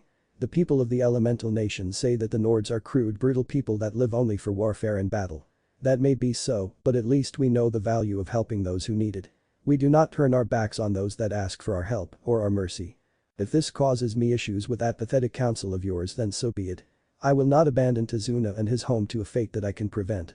But those words spoken, he was having an intense stare down with Kakashi. Kakashi himself was torn at what to do. In truth, he didn't want to up and leave Tazuna, he knew that would make him look weak to not only his team, but to his peers. However, he had the oath to look over and protect Sasuke. He couldn't guarantee that if they kept going on this mission with Fen. Things could keep happening with the Uchiha's mouth and Fen's temper. After a few more moments of their eyes connecting, Kakashi sighed, shaking his head as he turned around to keep walking. Do as you want, Fen. I am taking my team back to the village. Don't blame anyone but yourself when you die protecting Tazuna. Fen just gave Kakashi a dirty look before sighing, turning to Tazuna and smiling. Looks like it's just me and you now. Let's get going. I know a faster way to get there now that it's just the two of us. Tazuna raised an eyebrow before yelling out, feeling himself being picked up by Fen and helping her on the back of skull. The wolf looked over its shoulder to Tazuna. The man just let a sheepishly hello escape his mouth before the wolf nodded and wagged its tail. He liked the man. Fen went up to Hadi, running his hand up and down his back before jumping on. He looked at Tazuna, smirking as he had no idea where to hold on. grab the back of their necks with both hands, it doesn't bother them too much. Just don't hold too tightly unless you want to lose a hand. Izuna just looked at Fen, and his eyes looked down to Hadi, who licked her lips at the comment about losing a hand. The bridge builder shuddered at the thought, now moving to hold onto Skoll with just enough of a grip to not slip from his seat as the two wolves started making their way towards their destination at a faster pace. Back with Kakashi and his team, Sakura was trying hard to cheer up Sasuke as he was still fuming from what Fen had done. He felt so humiliated, his anger at himself just as much as Fen. How could an Uchiha elite like himself even let a mangy Nord like him cower? He should have killed those mutts in Fen to prove how strong he was. Though the words echoed in his mind, a threat so intense that it made itself burn in his memory. He tried to shake those thoughts out of his mind, thinking of a way to get back at that bastard for the humiliation. He snickered, making Sakura think she got to cheer him up, but it was due to the idea of taking this to the council that made his mood shift ever so slightly. They wouldn't take this lightly, and with any hope, they would force that fucker to give everything he had to Sasuke before executing him. Kakashi looked back at the two charges he had taken, seeming them equally pissed at Fen as much as he was. The Jounin was lost in his own thoughts about it all, though. How could someone of Minato's blood be so aggressive and hostile toward his own teammates? Granted, Sasuke egged him on to act that way, but the fact still remained. Then there was the defiance Fen showed when being told to leave Tazuna to his own fate. He really was nothing like Minato outside of those sapphire eyes and blonde hair. He let a sigh leave his lips as they walked back towards their village, hoping to report this whole incident to the Hokage before he would leave for the night. Maybe hearing firsthand about how savage Fen was would wake the old man out of this trance of seeing Fen as nothing other than another of the Hidden Leaf, let alone Minato's only son. Over the border into Wave Country 40 minutes later. Fen helped Izuna down from Skoll, chuckling at the thrilled expression on the man's face as he gave the wolf a large hug. I never thought I'd say this, but here I am thanking a wolf for giving me a good ride closer to home. Izuna let the wolf go, and the wolf in turn gave the man a lick on his cheek before scampering off to the woodline along with Hadi. Fen just smiled, putting a hand on Izuna's shoulder as they watched the two canines leave. See, wolves aren't vicious predators. I mean, technically they are, but that's not all of what they are about. They are loyal, lifelong friends if you get to know them. The old man just nodded along as he and Fen made their way to the small wooden bridge that lay over the running river. This would be the last milestone they would reach before finally getting to the village. They would be arriving a whole day earlier compared to walking the entire way as they would have with the others. Izuna was still hurt about their lack of empathy towards his country's situation, but talking with Fen the entire ride helped relax him some. Despite his rugged appearance and brutally honest nature, Fen was a wonderful person to talk to. He listened to every word that Izuna said and talked about anything he wanted to talk about. If he wasn't already a ninja for the Hidden Leaf, he would have tried to convince him to stay with his village. Sadly, that wouldn't be possible. Anyways, why did we stop having them give us the ride to my village? I thought you said that their stamina was legendary. Izuna snickered, walking behind Fen as they got closer to the bridge. Fen just turned and smirked. Doesn't mean they don't get hungry, Izuna. They haven't eaten since the Dirai brought to them the night before. They need to refill their bellies before doing anything like that again. We won't see them again for at least 2 or 3 days. The bridge builder nodded, chuckling to himself about such wolves unable to do much on an empty stomach. He was about to say something till Fen stopped him by taking his axes out and bringing them up in an X formation. Izuna was confused till he saw the massive sword barreling at the two of them. He ducked down only to see that Fen stood firm and let the blade clash against his axes. The sword that was hurled at him smacked against the steel of the axes, making Fen grunt as the blade pushed back before falling to the ground. This was a surprise attack, that much was clear. Acting quickly, Fen grabbed Izuna and leaped backward before an axe kick from an unknown man could land on him. The impact of the kick left a small crater where the sole of the man's foot was. Fen narrowed his eyes as he reached into his pocket and tossed a few pieces of stone around Izuna while the attacker reached down and picked up his sword. The stone sparked with life before forming a dome around Izuna made of chakra. Izuna blinked and looked around himself, seeing himself protected from the battle to come. A Nord. Now, this wasn't expected. The man said, now standing a few yards away from Fen and Izuna. The man looked over Fen, and Fen did so in turn. The man was tall and rather muscular. His skin had a grayish tint to it with short, spiky hair and brown eyes. He noticed the mask of wrappings around the man's face, only letting him see his eyes along with the Kurigakure headband around his forehead that was tied sideways to have the steel plate cover the right of his head. The only thing on the man's chest was the large belt strap that no doubt was designed to holster the large blade Fen had just reflected moments before. His pants were just baggy, oversized striped pants with matching legs and arm warmers that were colored with brown and white camouflage. Fan narrowed his eyes, keeping himself in a defensive stance with both axes in hand. You're Zabuza Mamachi, are you not? The demon of the mists and A-class missing ninja of Kurigakure. The man smirked, bringing the sword up to rest on his shoulder as he looked into the eyes of his opponent. Indeed I am. Tell me, what is a Nord doing wearing a leaf band around his arm? I thought your kind didn't like betraying your clans. The boy just huffed, letting the axe blades rub against one another to activate their lightning aspects. I have no need to tell you my story. Zabuza snickered, though it was hidden under his wraps. Yes, I am. Gato has paid me good money to end that drunk behind you. The money I need. So, why don't you just step aside and let me do what I was tasked with and we act like we never met? Fan just shook his head, never leaving eye contact with Zabuza. I won't let you do that, I promised Azuna here I'd free the country in the name of my clan. And if you know about my people, you know that those oaths won't end unless I die doing them. The missing ninja just shrugged, bringing himself into a fighting stance as he prepared to strike. So be it. I'll say I am rather excited to fight a Nord, your kind was a real pain in our asses back in Kiri. As a show of respect, I'll even make sure you die with your weapons in hand. That's the way you people like to die, isn't it? This actually made Fen give Zabuza a bit of respect. He nodded, preparing for the charge, but said no words after Zabuza. The two looked at each other, waiting for the other to make a move. They held their blades tight, neither trying to show their thoughts to start the combat. Soon enough, oddly, the cough of Tazuna started their engagement. At shocking speeds, the two engaged one another, axe against sword as the two fought hard against one another. Every strike from Fen's hatchets was met by a deflection of Zabuza's sword, and in turn, every sweep of Zabuza's blade was dodged by Fen's superior mobility.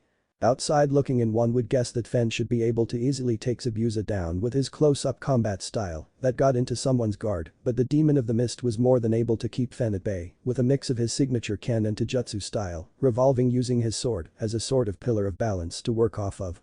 Azuna could only watch the duel happening before him, the two's blades having spark fly into the air from the pure force of their attacks. It was all so mesmerizing to the old man, the sight like watching masters at play. However, even masters cannot hold forever.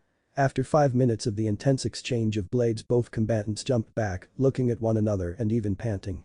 Zabuza managed to get a few shallow cuts on Fen, but it was only on his exposed arms. He couldn't get back enough to properly aim for the boy's chest, nor could he bring enough force down to sever the arms, thanks to how quickly Fen would get out of the way when he tried to.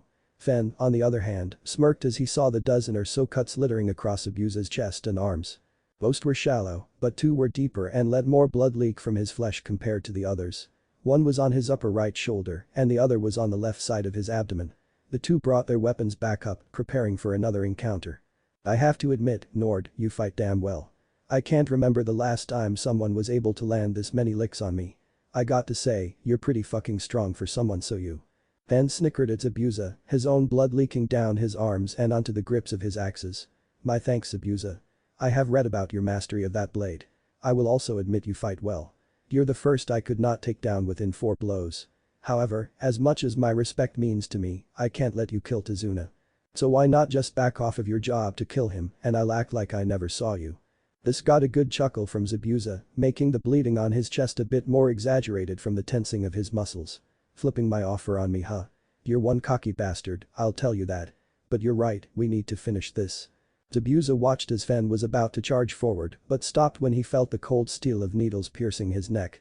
The man fell down to the ground face first on the river's shore. Fen raised his eyebrow, looking at his weapons before blinking. When the fuck did I do that? When did I even get those sorts of needles? Before he could go mad with confusion, a voice spoke up. This would be my doing, Nord. And they are called Senbon. Fen turned to see the voice coming from what appeared to be a hunter ninja of the hidden mist. He eyes the person, a bit of mistrust in his gaze as he saw the ninja picking up Zabuza. Thank you for distracting and wounding him enough for me to make my move. I was charged with hunting him down and now can finally return to my village after months of tracking him. This only made his suspicion stronger as he watched a hunter nin pick up the body. He may not be a native of this land, but he had done enough bounties to know you are supposed to remove the heads and burn the bodies of the bounty. He made a step forward, making the ninja hesitate as they were about to leave. I know what you must think. And Nord wouldn't know the procedure of taking care of a marked target like Zabuza there. But I know how it's supposed to be done. The universal rule is to sever the head and burn the body. You're doing neither, which tells me that you are not a hunter nin, but a friend to that man. Now the hunter ninja was shaking a bit. They hoped that the stereotype of Nords being utter Neanderthal would be true and that she could just slip past without any issue.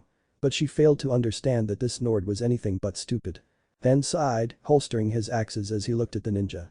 Listen to me and relay the message to your friend when you wake him up. I am here only to free this country from Gato's stranglehold. Be it by making sure the bridge is built or hunting and killing Gato myself. I'll give you both a chance to change sides, but if I see either of you attempting to take a chance at Tizuna's life again, I'll have no choice but to kill. Now get out of here before I change my mind. The ninja just blinked, though her hunter mask hid that. She could only give a small bow before she spoke again. I understand. Thank you, Nord. I won't forget this kindness. Fan let out a gruff to her thanks, turning his back to them so he wouldn't see where they were going. The ninja took this chance to leave, carrying Zabuza with them as they made their way to their hideout. After they left, Fen knelt down and started to crush the stones, disabling the barrier around Tizuna. The older man just stared at Fen, who in turn just looked confused at the stare. "I'll hold someone like him off with only a few scratches on you? And what was that thing you put around me? Why didn't you kill them and stop them from coming back?" Again Fen just let out an annoyed sigh, shaking his head and walking across the bridge. Tizuna followed quickly after, staying close to his guardian. "Yes, I held him off, but I knew I could kill him if I wanted to. That thing was a rune barrier, a specialty from one of the clans back in my homeland. Lastly, I let them leave because a voice in my head told me that there was more to their situation than they let on. So I allowed them to change their course before we meet again." Tizuna just nodded along, not really in the position to question Fen. He knew the kid was strong, but this was far more than he ever expected. Fen just kept his eyes ahead, his gaze piercing through the forests and seeing his three wolf companions looking back at him. He shook his head, letting them know not to trail the two that he was fighting. The wolves nodded, going back to patrolling the forests. He sighed, silently happy he didn't whistle for them. If he did, then he wouldn't have been able to spare their lives as easily. Chapter 4. Land of Waves. Wave Village, Land of Waves. Before Fen even entered the village, he could feel the sense of despair hanging thick in the air. When he walked into it with Tizuna, he could see it. Many people looked starving, their shops boarded up and the streets in disrepair. In honesty, Fen never saw such a place before in his young life. He looked around, seeing children trying to make do with a stick and a wadded-up paper ball to play a game he never saw before. Even as they tried to smile, they too felt the sting of Gato's betrayal of this land. He couldn't help but feel horrible for this village and imagined how many others in this country were suffering the same fate due to one short greedy man's evil. The two kept walking past a decrepit-looking house, each step filling the heart of the Nord with more and more hate towards Gato and more pity for the citizens. After a few minutes, Tizuna brought Fen to his home. It seemed to be in a better condition compared to the others, but it was barely noticeable. "Welcome to our town, Fen. I know it's not much to look at right now, but it used to be a bustling, thriving village until Gato monopolized the shipping industry here." Fen just frowned at Tizuna, he could feel the pain in every word he said as he opened the door. Inside were tattered cushions on the couch and a battered, worn wooden table in the middle of the two couches. Tizuna was about to offer Fen a seat, but before he could, the footsteps of two people caught their attention. Coming down the stairs was a beautiful woman that looked in her late 20s with long, blue-colored hair. Behind her was a boy no older than 8, with short spiky black hair that was covered by a blue and white striped hat with a large brim. "Grandpa, you're home," the boy said with a bit of enthusiasm, tacking Tizuna's leg in a hug before looking up at him. The woman chuckled, coming to Tizuna and hugging him. "We're both happy you made it back safely, Dad. But where are the people that are supposed to be protecting you?" Tizuna pulled them both away, a look of disappointment on his face, lasting only a second at the mention of the team that was supposed to be watching out for him. He turned to Fen, who was standing behind him at the door. "Sadly, I was not able to convince a team of ninjas to help us. However, instead of a team of uppity leaf nin, I got the courageous and strong Nord standing behind me. He saved my life twice so far without even using a single jutsu." Tizuna smiled at Fen, motioning him to come in more before wrapping an arm around the tall boy's shoulder. "Fen, I would like you to meet my daughter, Tsunami, and my grandson Inari. Inari, Tsunami, this is Fen Noring of the Northern Realms, and I think ninja of the Hidden Leaf." The woman, Tsunami, smiled and bowed to Fen. "It is a pleasure, Fen. Thank you for looking out for my drunk father. It means much to us in our country." Fen blushed a bit as he scratched his cheek at the thanks. "Please, don't thank me. I've done nothing to earn that." She chuckled at the embarrassment of the boy in front of her. A polite and modest Nord. "Now, that is something to see. I mean no offense, of course, Fen." Fen just waved it off, going to speak that it was fair to think such a thing till the boy spoke up. "And Nord. How could a person from a bunch of jerks even want to protect our village?" This got Fen's attention, his eyes now looking down at the boy who looked back. When Fen saw the boy's eyes, he could see everything he needed to. He saw the pain in the boy's eyes, the anger, and the hate for the world around him. The same look he saw a lot of the children in this village had, but he was different. It wasn't just what was happening to his village, there was something more. Something else fueling the woes of the child. Inari. Show some respect. This man saved my life twice now. Inari just looked up at his grandfather, his eyes still showing little change, now that he spoke his mind. Nords like him help Gato, grandpa. They are just as bad as him. Again, this got Fen's attention. He knew that some of his people acted as sellswords for just about anyone, if their pay was good. However, he also knew there was a sense of honor among all of them. And working for a snake like Gato was not honorable. Fen knelt to Inari's level, which surprised the family as he spoke. Nords fight for that slime. Tell me, do you know what colors they wear in their clothes? The symbol they have on their banners and shields. Inari looked at Fen, now just as confused as he was angry. What? Don't you people keep in touch with each other? Stupidity have green and white on their clothes and armor. I think the thing on their sails was a spear through a skull. But the Sai Fen nodded, knowing exactly what clan this was. He slowly stood up, bringing his hand to the back of his neck and using it to help crack it a bit. This makes the job more difficult. Those colors and the symbol are the marks of the Volsung, a clan of mercenaries. But the fact they are forsaking their honor to fight for Gato is troubling. Fen walked away from the family, the three of them watching as Fen seemed to get lost in thought. The fact that they would abandon their pride and honor and forsake any chance of joining their ancestors was troubling. It was very rare that a clan would do something like that, but not unheard of.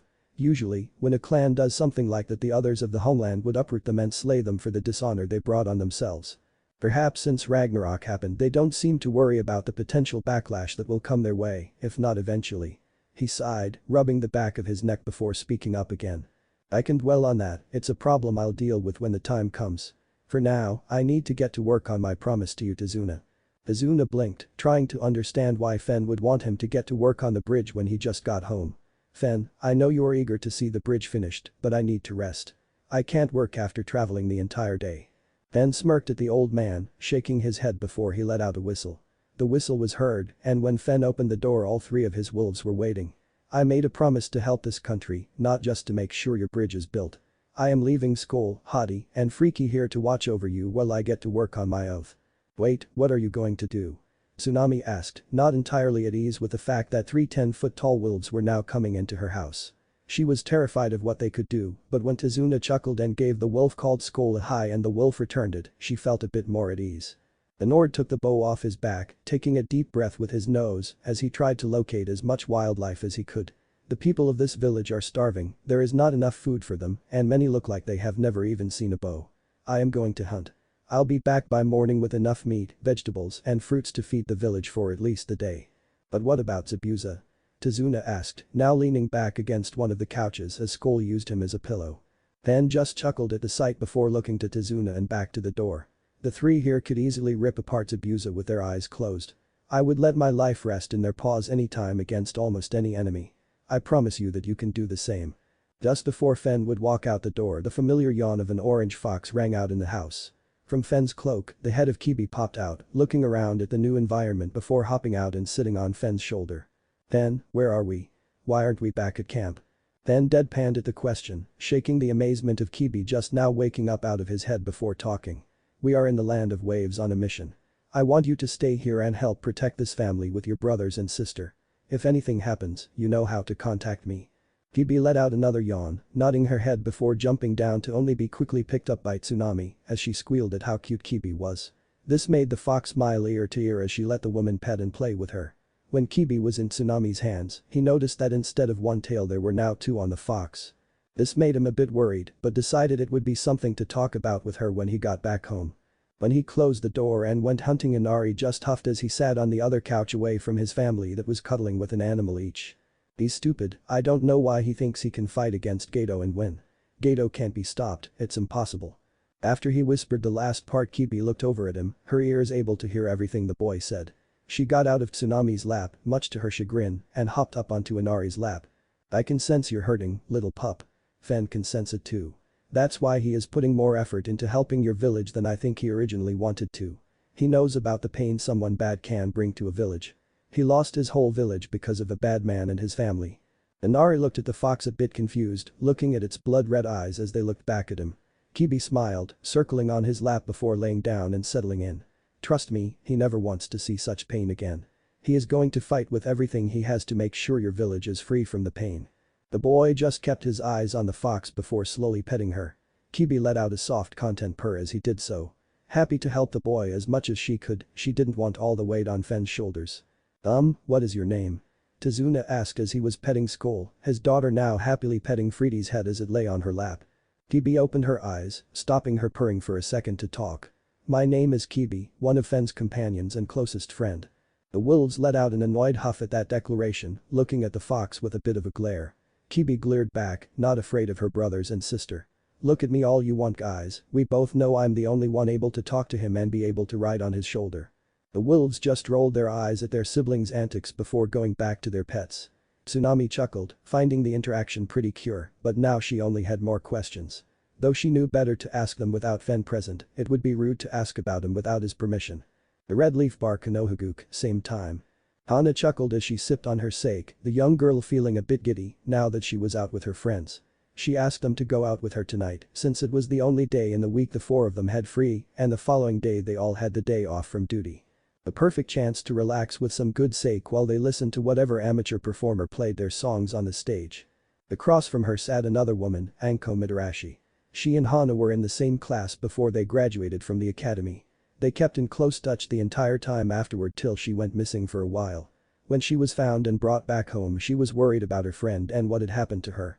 She was there for her, along with their other friends Kurenai and Yugao. The four of them only got closer during those times of uncertainty. Thankfully Lord Jiraiya was able to help suppress the curse mark Anko's former sensei put on her. Next to Anko was Yugao Yazuki, another graduating class friend of Hana and Anko.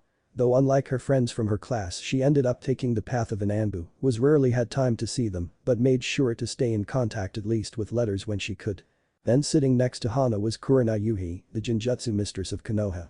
She was a year ahead of the other three, but was close friends with Anko before she graduated. That friendship bled into what they had now, a sisterhood of four that were as close as true sisters. Kurenai let out a small hiccup as she finished her 6th cup of sake, her cheeks a tinge of red from the burning liquor. Anko just chuckled at her, bragging about her 8 and still feeling fine, though her wobbly movement told another story. Yugao just laughed at the two, as she and Hana were the only ones not truly tipsy but were on their way. "I'm telling you guys, I think I'm done trying to make it work with Iruka. The guy is cute and all, but it is just so hard to get him to talk about anything outside of his academy work," complained the intoxicated Anko as she ordered another bottle of sake for the table. Kurenai just rolled her eyes as she felt the same about her current relationship. "I can understand that, Anko. I and Asuma aren't faring too well, and I don't think things will get better. He spends almost no time with me anymore, and the fact he is still smoking so much after he promised me he'd slow down just makes me think he doesn't care about me as much as that addiction."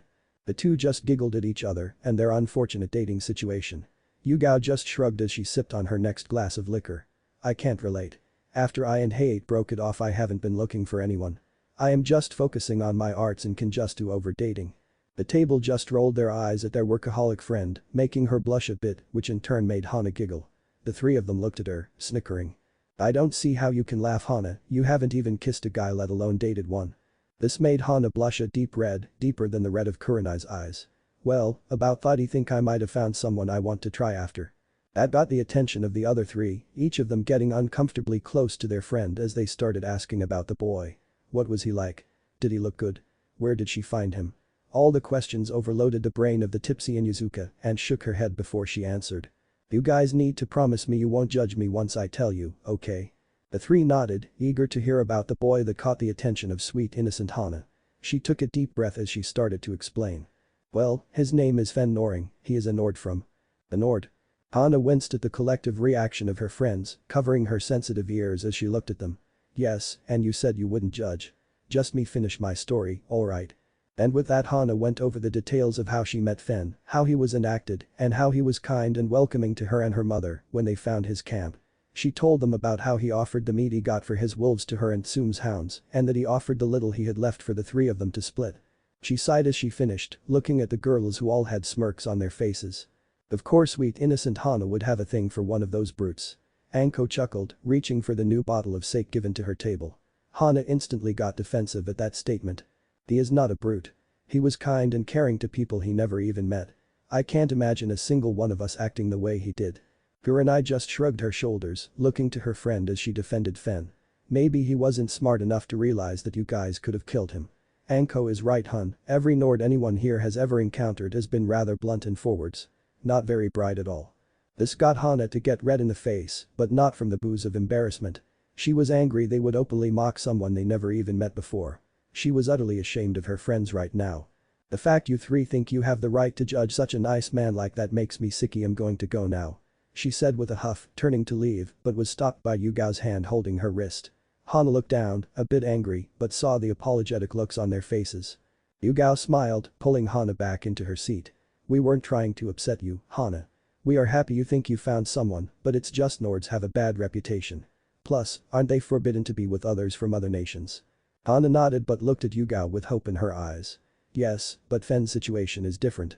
He is the last of his clan and has no home back in the north. She quickly covered her mouth, stopping herself from exposing anything else about Fen. Yugao, Anko, and Kurenai gave Hana confused looks at her interruption to her sentence. She sighed through her fingers before pulling her hands away. Fen told me and Mom the things about him in confidence, and I almost let some of it slip out. I'm sorry, but I can't tell you everything I know about him. I can just say he is the last of his clan, since that is something he isn't afraid to tell people. Guys, meet him first before you judge him. Please. The three at the table all nodded to Hana's request before all four of them chugged down a glass of sake. Thank you, you like him. I promise. Hana said with a bit of a slut to her speech, the last cup finally getting her over the edge of fine to tipsy. It would be a good night. Forest Wave Country. The night was quiet as Fen stalked the woods, his bow drawn and ready to take down whatever was a fair enough game for what he needed. He needed to mind himself and not cause a massacre of the forest's population or else risk the chance of an imbalance in the area, which would only cause more issues for the village. He had already taken a few rabbits that seemed like a proper age, the animals hanging from his belt as he masked his and their scent with some wild berries that even his nose thought were a bit too strong. He knew it wasn't the best plan, but he needed to act on the fly instead of planning out the hunt like he normally would. Right now he was looking for a larger game, knowing the rabbit's meat would be stringy for the young and elderly in the village. He had been at this for nearly 2 hours now, and the lack of anything suitable was alarming to him. There should have been larger animals in the area so close to an abundant water source. He kept letting out a sigh, thinking he would have to go back to looking for the abundant population of rabbits in the area. Just as he was about to go back to where he saw them, he heard a snap of a twig in the distance. He fixed his gaze on the sound, seeing a herd of deer coming through the clearing ahead of him. There was a total of 9, looking like 2 bucks, fixed doe and only 1 fawn. He took note of the fawn and its mother, not daring to aim his arrow at the couple since he didn't want to be held responsible for the death of the fawn. He took a deep breath, aiming for the larger of the 2 bucks as they settled to sniff about the area for some food. He slowly let go of the arrow, letting the string of the bow snap by his cheek before quickly taking another arrow from the quiver and repeating the actions. He did this 5 times, and each arrow launched from his hand made its mark before the remaining deer darted off into the forest. He sighed, standing up and going to the clearing to claim his prizes. He knelt to the buck, seeing it huffing and letting out its cries of pain. The arrow pierced a lung, not the heart, and the creature was suffering. With pity in his heart, Fen leaned over the crying deer, his knife in hand, and quickly shoved it into the deer's heart. He let himself sit there for a moment, letting the failure of a clean death weigh on his conscience. He hated not being able to end things quickly and humanely. Even to the rogue nin he killed he was merciful, not letting them suffer if he could help it before claiming their lives. When he saw something in pain, laying on the ground with fear in his eyes, he would think back to his mother. And that memory was a wound that constantly reopened in his heart and mind. After a few more seconds of grieving over his failed hunt, he picked himself up and got to work gutting the deer. It took him about 10 minutes to get the work down, leaving the remains of the deer he carved out in the field for any scavenger to take. He tied the 5 deer around their back legs, grunting as he started to pull the rope tied to them towards the village. With any luck, he would be back in the village with enough time to prepare breakfast. In truth, he was exhausted from the combination of the fight with Zabuza and staying up for hours hunting for the villagers. His body ached, his arms stung from the cuts and staring from pulling the bow's string back to release the arrows. His head throbbed, the scent of the berries he used to mask his scent still strong in his nostrils as he made his way through the woods. He had time to think now, nothing could make this any faster. He thought of the plight this country was facing from Gato and now a clan of his people. He couldn't help but draw parallels between their suffering and the suffering of many clans back in the Northern Realm before and after Ragnarok. The thought of his native people in pain because of the needless war only made his mental state worse. Though he was not the cause of it, he felt responsible in some sense. His clan was part of the reason the war started, though not the only reason. And now that he was the last of the Noring, the guilt of the destruction that Ragnarok was his burden to carry for the clan. He shook his head, trying to break away from his thoughts. It's not your fault, pup. In the end, it was my kin and the Aesir's. Your clan's only guilt to be had was picking a side. Then stopped pulling the deer, taking a deep breath before he responded to the wolf inside him. I know Fenrir, I know, but did it have to happen? Fenrir had to think for a moment, letting Fen go back to pulling the game he had taken. I think it was the order of things, pup. Nothing is eternal, and the Aesir tried to make their rule just so. I believe me and my siblings were the force that nature wanted to start a new cycle to the land. The Nord just kept pulling as he talked to his resident. I see, but why did it have to cause so much death to be done? Why couldn't the Aesir see that they were killing out people in the end? Why couldn't they accept that their time was over? Sadly, those who have power are blind to see the future. They only wish to see what they wish to, and do not want their control to falter and shift like it would have for the Aesir if they just accepted my request in the beginning. Fen chuckled, shaking his head. Was the blind comment supposed to be a jab at Odin, since he only had one eye? The wolf giant chuckled, not realizing the irony in his words till Fen pointed it out. Heh, I suppose it is. I am glad to see you have some humor in you still, Fen. Remain strong. I am with you through all of this. No matter what path you choose to take. He could only nod to the wolf's words, taking a deep breath as he kept dragging the food to the village. In the end, he hoped his path would lead to helping more people suffering like those in this country of waves. Azuna's village, land of waves, the next morning. The next morning the village was aroused from its sleep by the smell of roasting meat. Every villager opened their doors, coming to the village center when a fire was roaring with several types of meat from animals, slowly being cooked over the flames. In front of the fire was a table, where a man had dozens of different berries, fruits, cooked meat, and veggies out on display. The hunger they all had eyed the man with envy, but when he turned away from the smile they saw the tired, worn-out smile of Fen greeting them. Good morning, my friends, I hope you are hungry. He chuckled, laying down another plate with several ribs all chopped out and ready to be handed out. Please, come and take what I can offer. I ask for no money or favor, only the satisfaction that you all will have something in your bellies for the day. The words were almost foreign to the villagers, all of them looking at each other. They weren't too trusting of this stranger coming to their village with so much food and asked for nothing in return. Not a single one came to the table, all too scared from the things Gato and his goons had done to them in the past at the offer of food. This made Fen frown and was afraid he would have to threaten them to eat before a single little girl came to him. She wore a torn-up tattered dress that was not good to wear with the cold weather. The village seemed to have to be so close to the sea. The girl walked up to him, coughing a bit as she looked up at him with desperate eyes. See, can I eat some, sir? Fen smiled warmly at the girl, nodding as he got a small wooden bowl and put some berries, an apple, some tender meat from a deer, and a potato he had gathered in the woods that he cooked and split open to let her see the soft inside of the vegetable. Here, eat. After you finish I'll see about getting you something warmer to wear, and look at that cough of yours.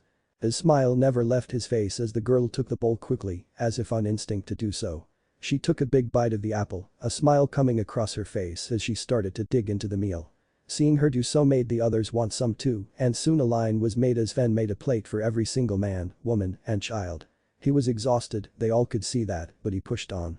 He didn't stop till every single person was fed and saw life returning to them at the home-cooked meal that could finally dine on.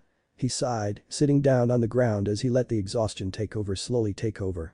He didn't hear the cries of praise for his deed or the cries of children playing in the streets, now that they finally had full stomachs. He let his eyes slowly close, leaning back to the ground. He was content to sleep there on the cold stone, but was stopped when he felt the warm fur nestling against his neck. He opened his eyes, turning his head to see Hadi there with his tail wagging. The wolf leaned his head down and licked Fen's cheek, approving of his hard work. Soon the other two wolves and Kibi made their way to them, followed by Tizuna, Tsunami, and Inari. They were all lost for words at the work he had done, delivering on his word that there would be food for the village come the next morning.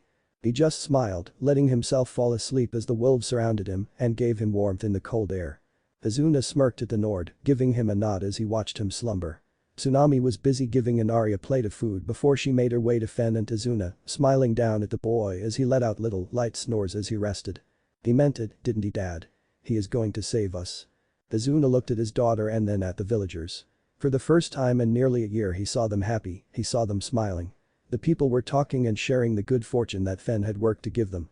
He couldn't fathom the reason why Fen would go this far for them, he owed them nothing, and technically Tizuna lied to him. Yeah, I think he really will save us. He worked through the night to give this to us, and that alone shows his commitment to our people. Tsunami nodded, leaning down and running a hand over the boy's cheek as he rested. She chuckled seeing his nose twitch at the touch, a smile on his face growing at the sensation.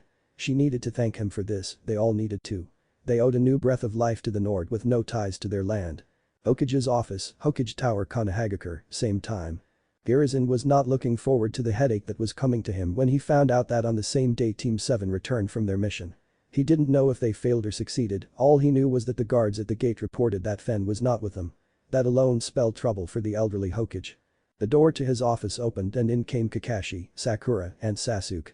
The three of them seemed a bit peeved at the fact that had to wait to do their report until the next morning, since Hiruzen was already out of the office by the time they returned to the village.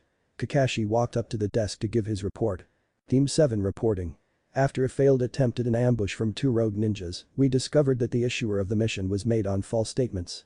It appeared that the mission itself should have been labeled as A rank, but the man didn't want to pay the price for it. As such, I ordered my team to abandon the mission due to the deceit given to us in the village. The report was reasonable enough to Hiruzen, who just nodded with it before asking his questions. First off, why did you not send for backup before deciding to abandon the mission? Kakashi shrugged. Due to the fact of the lies given to us beforehand, I saw no reason to continue the mission. Hiruzen nodded once more. Fair enough. Second, where is Fen Noring? The name made the three before the Hokage stiffen for a moment. He eyes all of them to gauge their reactions quickly. It seemed all of them held some level of resentment toward Fen, but it was far more intense with Sasuke. The old man sighed mentally, having a good feeling about where this was going. The Jounin cleared his throat to get Hiruzen's attention again before he told him of the situation. Fen Noring decided to stay behind to help the bridge builder, despite my order to leave him. He and I had a stare down before I decided to let him continue the mission on his own. Lord Hokage, I should also report the consistent hostility he showed towards my team. He has threatened them several times now, and even though some of it was within reason, it matters little when in a team. He cannot control his temper, and I request that you remove him from my team and also ask for an investigation to be put in place for his conduct. Hiruzen just looked at Kakashi for a moment before turning his gaze to the Uchiha in the room. What caused the hostility? Sasuke smirked, thinking this was a good time to start getting his revenge. His wolves came from the tree line and threatened the escort. I was going to kill the wolves to prevent any harm that would come to the man, but Fen decided to put an axe to my throat and threatened me. I backed off, but I felt like he was ready and willing to kill his teammate over his precious mutts. Kakashi, mind telling me the truth before I get a Bikia room for Sasuke here in the T&I department to give me the full truth. Sasuke was flabbergasted that the Hokage would question his word and was now biting his lip in frustration. He looked at Kakashi, hoping he would back him up on this. Kakashi looked at Sasuke, sighing before looking back to the Hokage. Sadly, Sasuke only had 1 ounce of truth in it. Yes, the wolves appeared but did not threaten the escort but ripped the heads of the rogue ninja. Sasuke demands ownership over the dogs, but Fen refused. Then Sasuke threatened to kill the wolves, and that is when Fen brought his blade to Sasuke's throat and threatened to kill him if he ever demanded anything from him again. Now if Sasuke was mad before, he was fuming. He felt betrayed by the one man that was with him since the day of the family's massacre. He looked away, thinking of another way of getting his revenge against that Nord that humiliated him.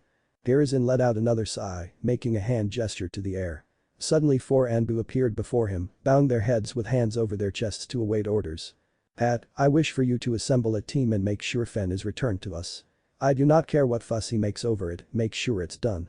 The rest of you will escort Sasuke here out of the tower and to his clan's compound.